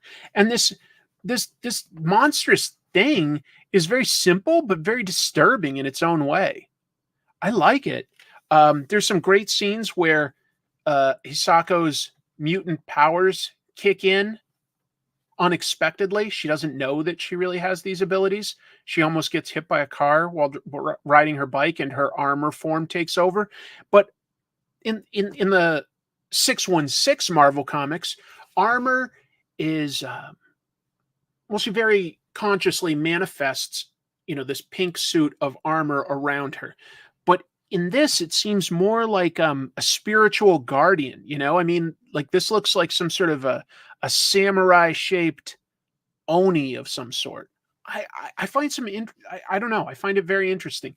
Now, some people may not like it because there can be like much more cartoony style, but I feel like that really emphasizes the emotions in a way that feels organic. It works for me. But this is what I mean by like it being sort of like a spiritual protector, right? It's not encasing her here. It's separate. And I don't know if it's connected to this charm that she got or if it's inherent in her. I don't know yet, but I like these ideas. I like how Japanese this first issue is. We're going to meet other characters. There is, like, I was surprised that some people felt that there wasn't any sort of real action, because as you can see, there are battle scenes in it. There are. And I know that next issue we're going to see a new character called Maystorm, who Peach actually invented as a hypothetical sidekick to Storm for a series of variant covers several months ago. Yeah, I can feel some Tezuka influences in something like this in terms of like this storytelling. I can see that. It reminded me of JoJo's Bizarre Adventure Part 4 specifically, where people start getting stands. That's it feels very much like manga, but it's told in, full color comic book panel format. It's such an interesting hybrid, folks. I mean, I can't think of something specifically like this. Because it really is manga, but done for an American audience in an American format. It doesn't read right to left. That's one thing it doesn't. But it's interesting. I'm excited to see where it goes because it's very different. It's very different, and there's some darkness to it, but it's also about being an outsider. She's not just a nerd. She's like, sort of like she isn't really well respected by those around her. That's why it's very strange that someone would give her his button, and she doesn't actually even get to see him. So, like, did he really exist, or was he a ghost, or what? I don't know. In the back of the Marvel Comics this week, by the way, they have these ads for Proco, where you can basically get taught courses by Marvel pros in writing, drawing, inking. That's fine. That's actually kind of cool. But I didn't think that their examples in the back here were fantastic. It's a specific thing I want to kvetch about. Tip number 2. White outlines around some objects and characters help to keep things from blending together. In other words, this character has like, a black outline on his arm, and there's some like black stuff on Thor in the background, and they've done a thin white line between it. I don't like that. It feels very fake and artificial. I don't like that. The armor shape is fantastic, Let's see if we've got a better view of that anywhere. Yeah. It's great. It's the same sort of color and idea, but it's more of sort of a ghostly protector. Oh, yes, she is drawing it left to right intentionally. Yes. Some people think that, like, there's not enough, like there's no Wolverine, for instance, in issue 1. There's armor. She's much more obscure. I'm not a fan of the white outlines thing. It takes a character out of a scene. I agree. It doesn't look authentic to me. That white line makes him look like he's glowing. It's too much. One thing that I'm sure Zach Davison added here is this last page gives you an idea of some of the cultural things that show up in the issue. Like Peach is just writing this as, it takes place in Japan. She's going to use things that are touchstones to her. And then this lexicon can help explain things like the second button or how big like getting a go-in is. I won't explain it, but like a bunch of charms that are common in Japan and what they mean. I like that. I like that this can sort of educate you a little bit. I think that's fun. I hope that they continue to do that. Overall, I'm very impressed with Ultimate X-Men #1 because I feel it shows Marvel taking a big swing for the fences. They're putting this book in the hands of one of the more popular creators out there today, and I think Peach Momoko is making the most of it. The art is charming, a little whimsical, occasionally creepy, but also different from what we're used to. And when there's been so many X-Men books, I love seeing a new take on the material. There's a lot more about the supernatural hinted at here than traditionally the more scientific basis for X-Men. But I'm okay with that. I want to see something new. And so far, I do like it. That's true. They didn't put it on the cover, but this is, as far as like Marvel's phrases go, this is all new, all different. I am more than cautiously optimistic for future issues. I just hope it doesn't become indecipherable for me, but I'm not that worried about it. What else came out this week? Spectacular Spider-Man #1. This was very fun, folks. This is very fun. Although there's something in it that confuses me. But we had guest Greg Weisman on the show a few weeks ago, writer of this book. Art by Humberto Ramos, who has done a lot in Spider-Man's history, a lot. He's become like a little polarizing as far as people being fans of his art or not. Humberto draws in a very exaggerated, cartoony style. You're either going to like it or you won't. I love how he draws both Miles and Peter, especially as Spider-Man. I love it. But some of the expressions, I will say, are very, very nice. Like this is fairly subtle, but sometimes he does go a little more cartoony. Let me see. Like so cartoony that maybe it's not for you. I'm seeing if I can find a decent example of what I'm talking about. Because he can go pretty wild sometimes. Okay, how about this one where like Peter's just enjoying a coffee? That may not be your thing. I don't know. It doesn't bother me. It's very cartoony. But I think that the action stuff with Spider-Man is great. Greg spoke a little bit about what he was going to do unique in this book in his interview, in which he said, Miles has been around for a while, so maybe this book could show him to be a little more professional and a little more grown up than he's been.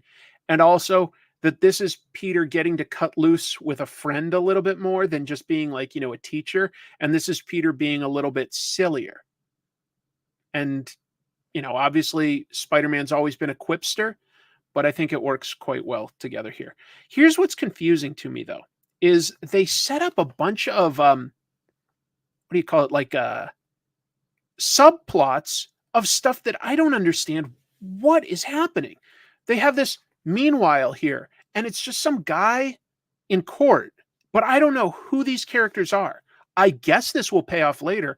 If it's referring to something that's going on in the existing Spider-Man books, I don't understand who these people are or what's going on there.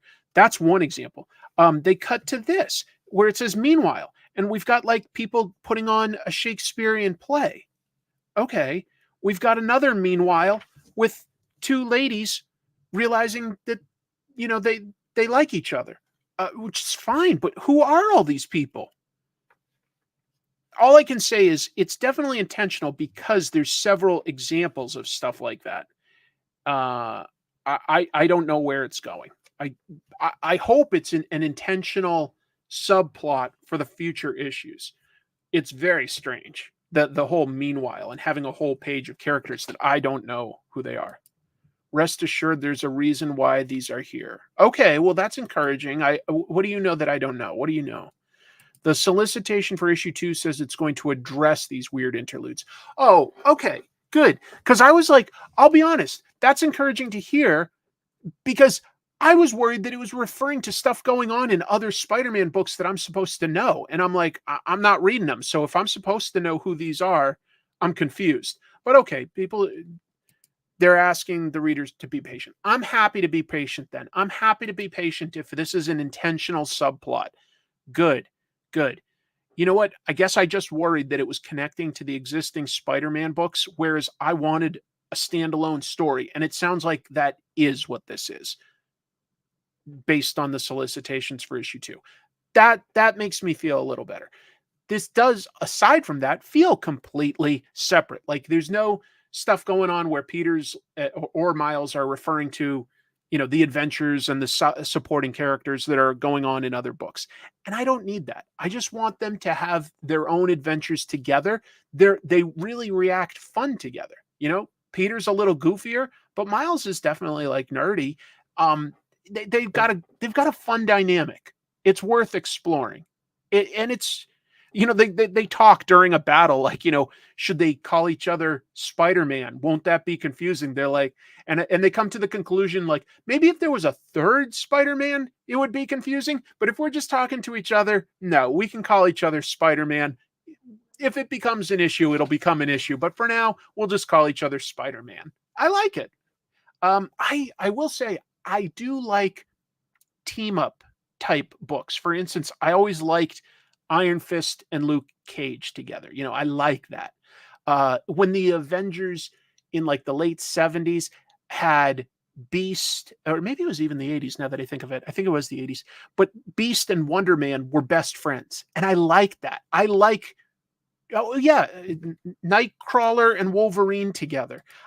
I like certain superheroes being best friends and being able to sort of like joke in a very specific, friendly manner with each other. It feels authentic and grounded. Yeah, they did. They called each other Spider-Man in the Spider-Man 2 game, and I didn't think that was confusing. So, yeah. Looks like Ramos speed drew this. Doesn't look like his best work. I didn't mind it. I didn't have an issue. I know some people are not a fan of that. What are the white outlines from? What white outlines? You talking about these? These are like webs, if that's what you're talking about. So anyway, I like superheroes being friends. Last one I think I'll talk about this week for a comic, because I am over 2 hours, so I want to wrap it up. Actually, I want to draw folks on the live stream. I started drawing a Radiant Black page here that I want to finish, because I talked to Kyle Higgins and he says that I owe him a Radiant Black page. So hopefully I can get something approved by him and he will include it if it's good enough. So I do want to do that on the stream, but we're running late. Absolutely, I picked up The Last Mermaid. Last episode. I picked it up at the Emerald City Comic-Con from Derek Kirk Kim, and we had Derek on as a guest to talk about it. So last week, I've added chapter breaks, but it's the first thing, and I loved The Last Mermaid. Sincerely loved it.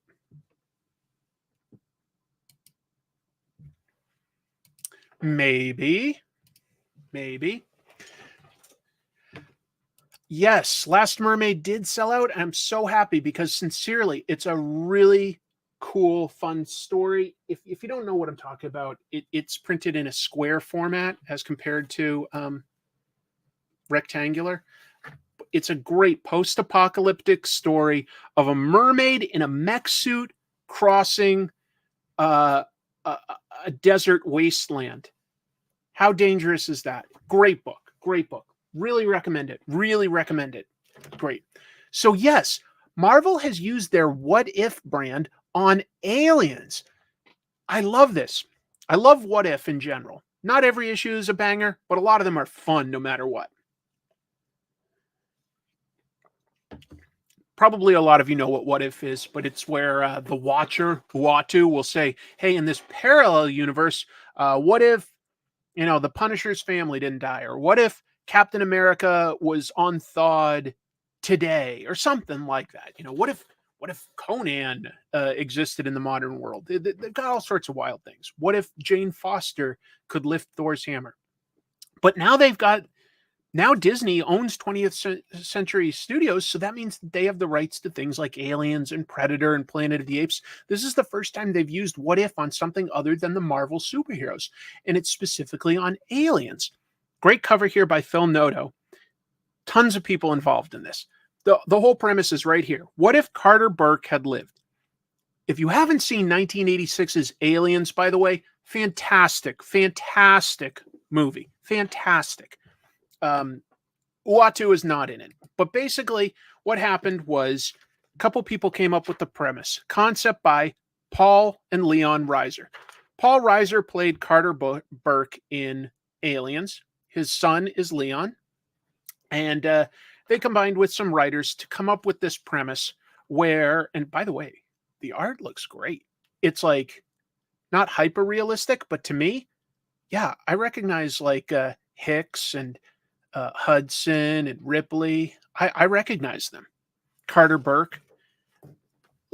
That's good. This doesn't look photo referenced, but that looks like young Paul Reiser to me. I was impressed with the art in this.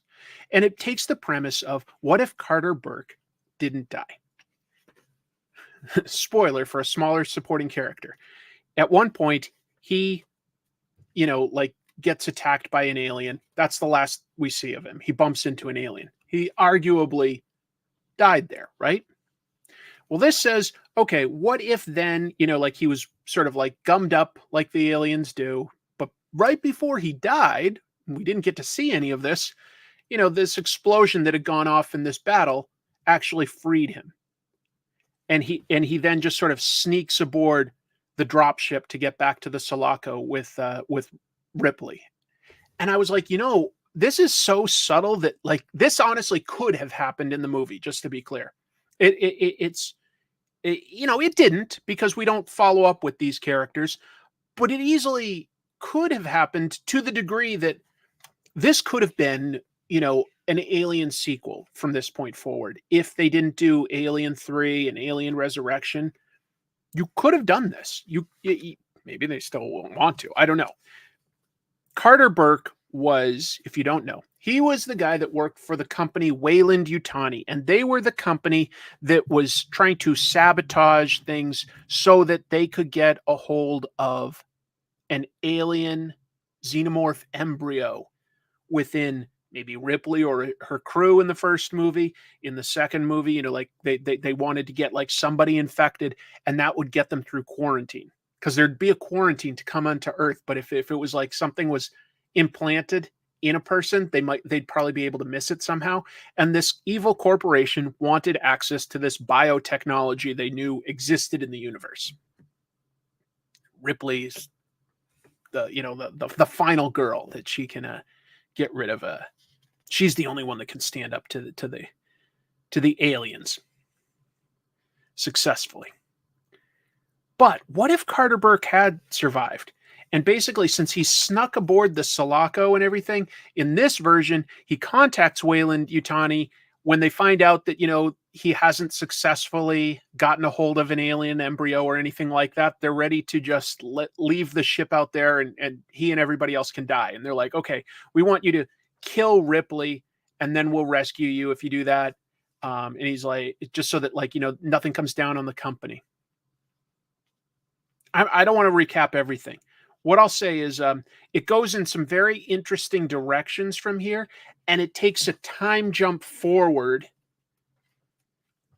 to the 35 years forward, where basically he's now as old as Paul Reiser is in real life. And Paul Reiser's character, Carter Burke, works for the company, real dead end job. Horrible.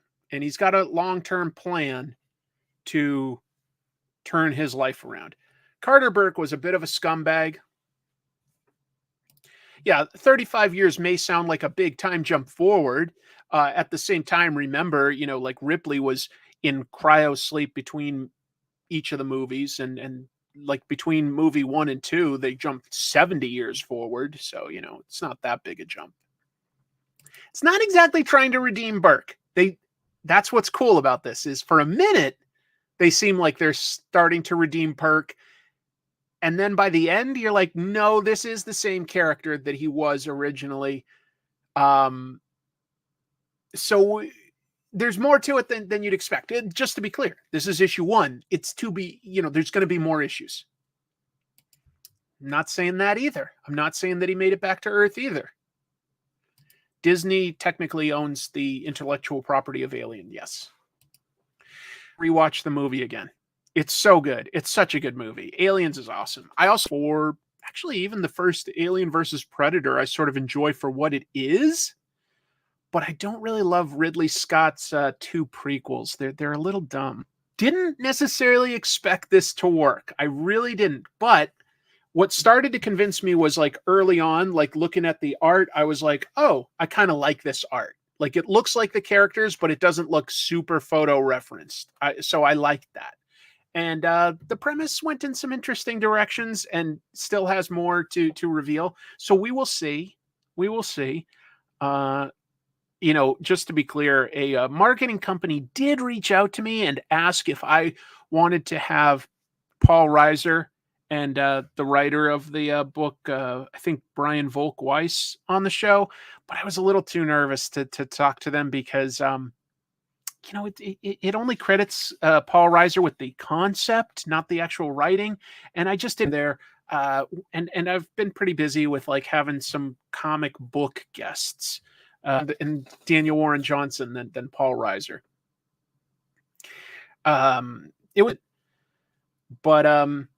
I'd rather just talk about the comic, and hopefully they're happy with that, because I did like the comic. And so I'm giving you an authentic endorsement as compared to sort of being like some sort of weird shill for the company by having him on as a guest, right? I don't know. I felt more authentic for me.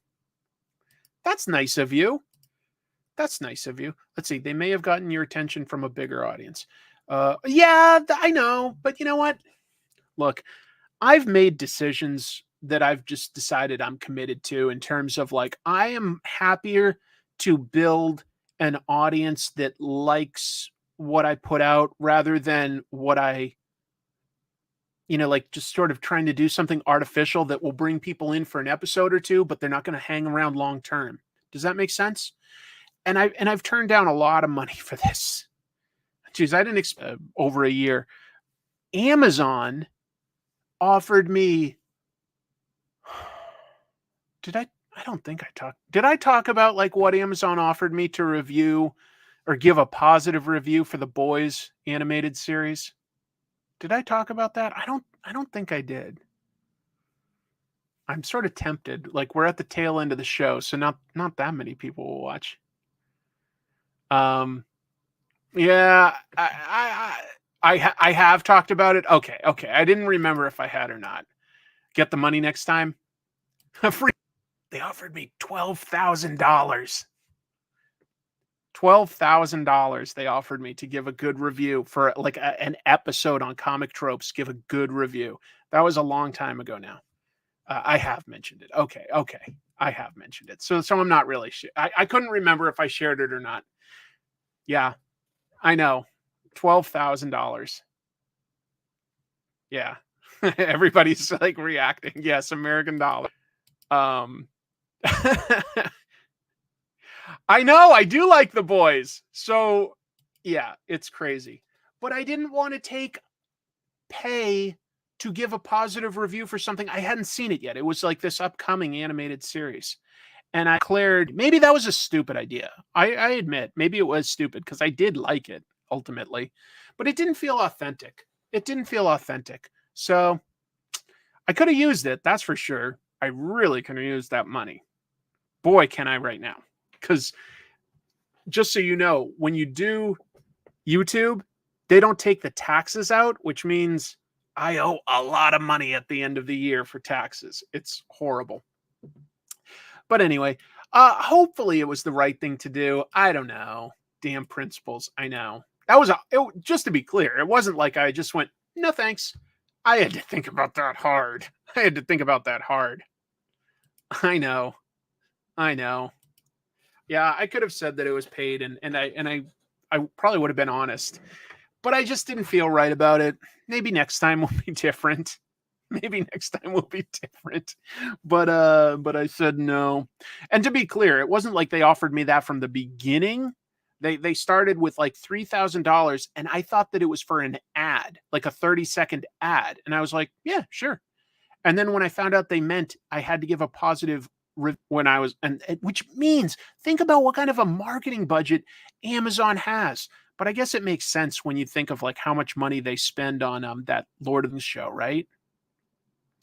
Anyway, it would have made a difference in my life to get that kind of money, but whatever. I had a fun time tonight, folks. I had a great time, to be honest. Why am I still showing that? Yeah, you got to see my cats. You got to see Daniel Warren Johnson. You got to see offers like that. Never they come along. I get offered a lot of just ads for products that I don't think are appropriate for my channel. Things like, pants, NFTs, all sorts of things like that. Like things that I just here and there have been things that I'm like, oh yeah, maybe that makes sense. I did like those Factor meals. I advertised them once, and I sincerely like those meals. They're like healthy meals that you just microwave. They're pre-made. I like those. They came way up from 3K. They came up to 12. I said pants like you'd wear. I was like, no, I don't want to advertise your weird slacks.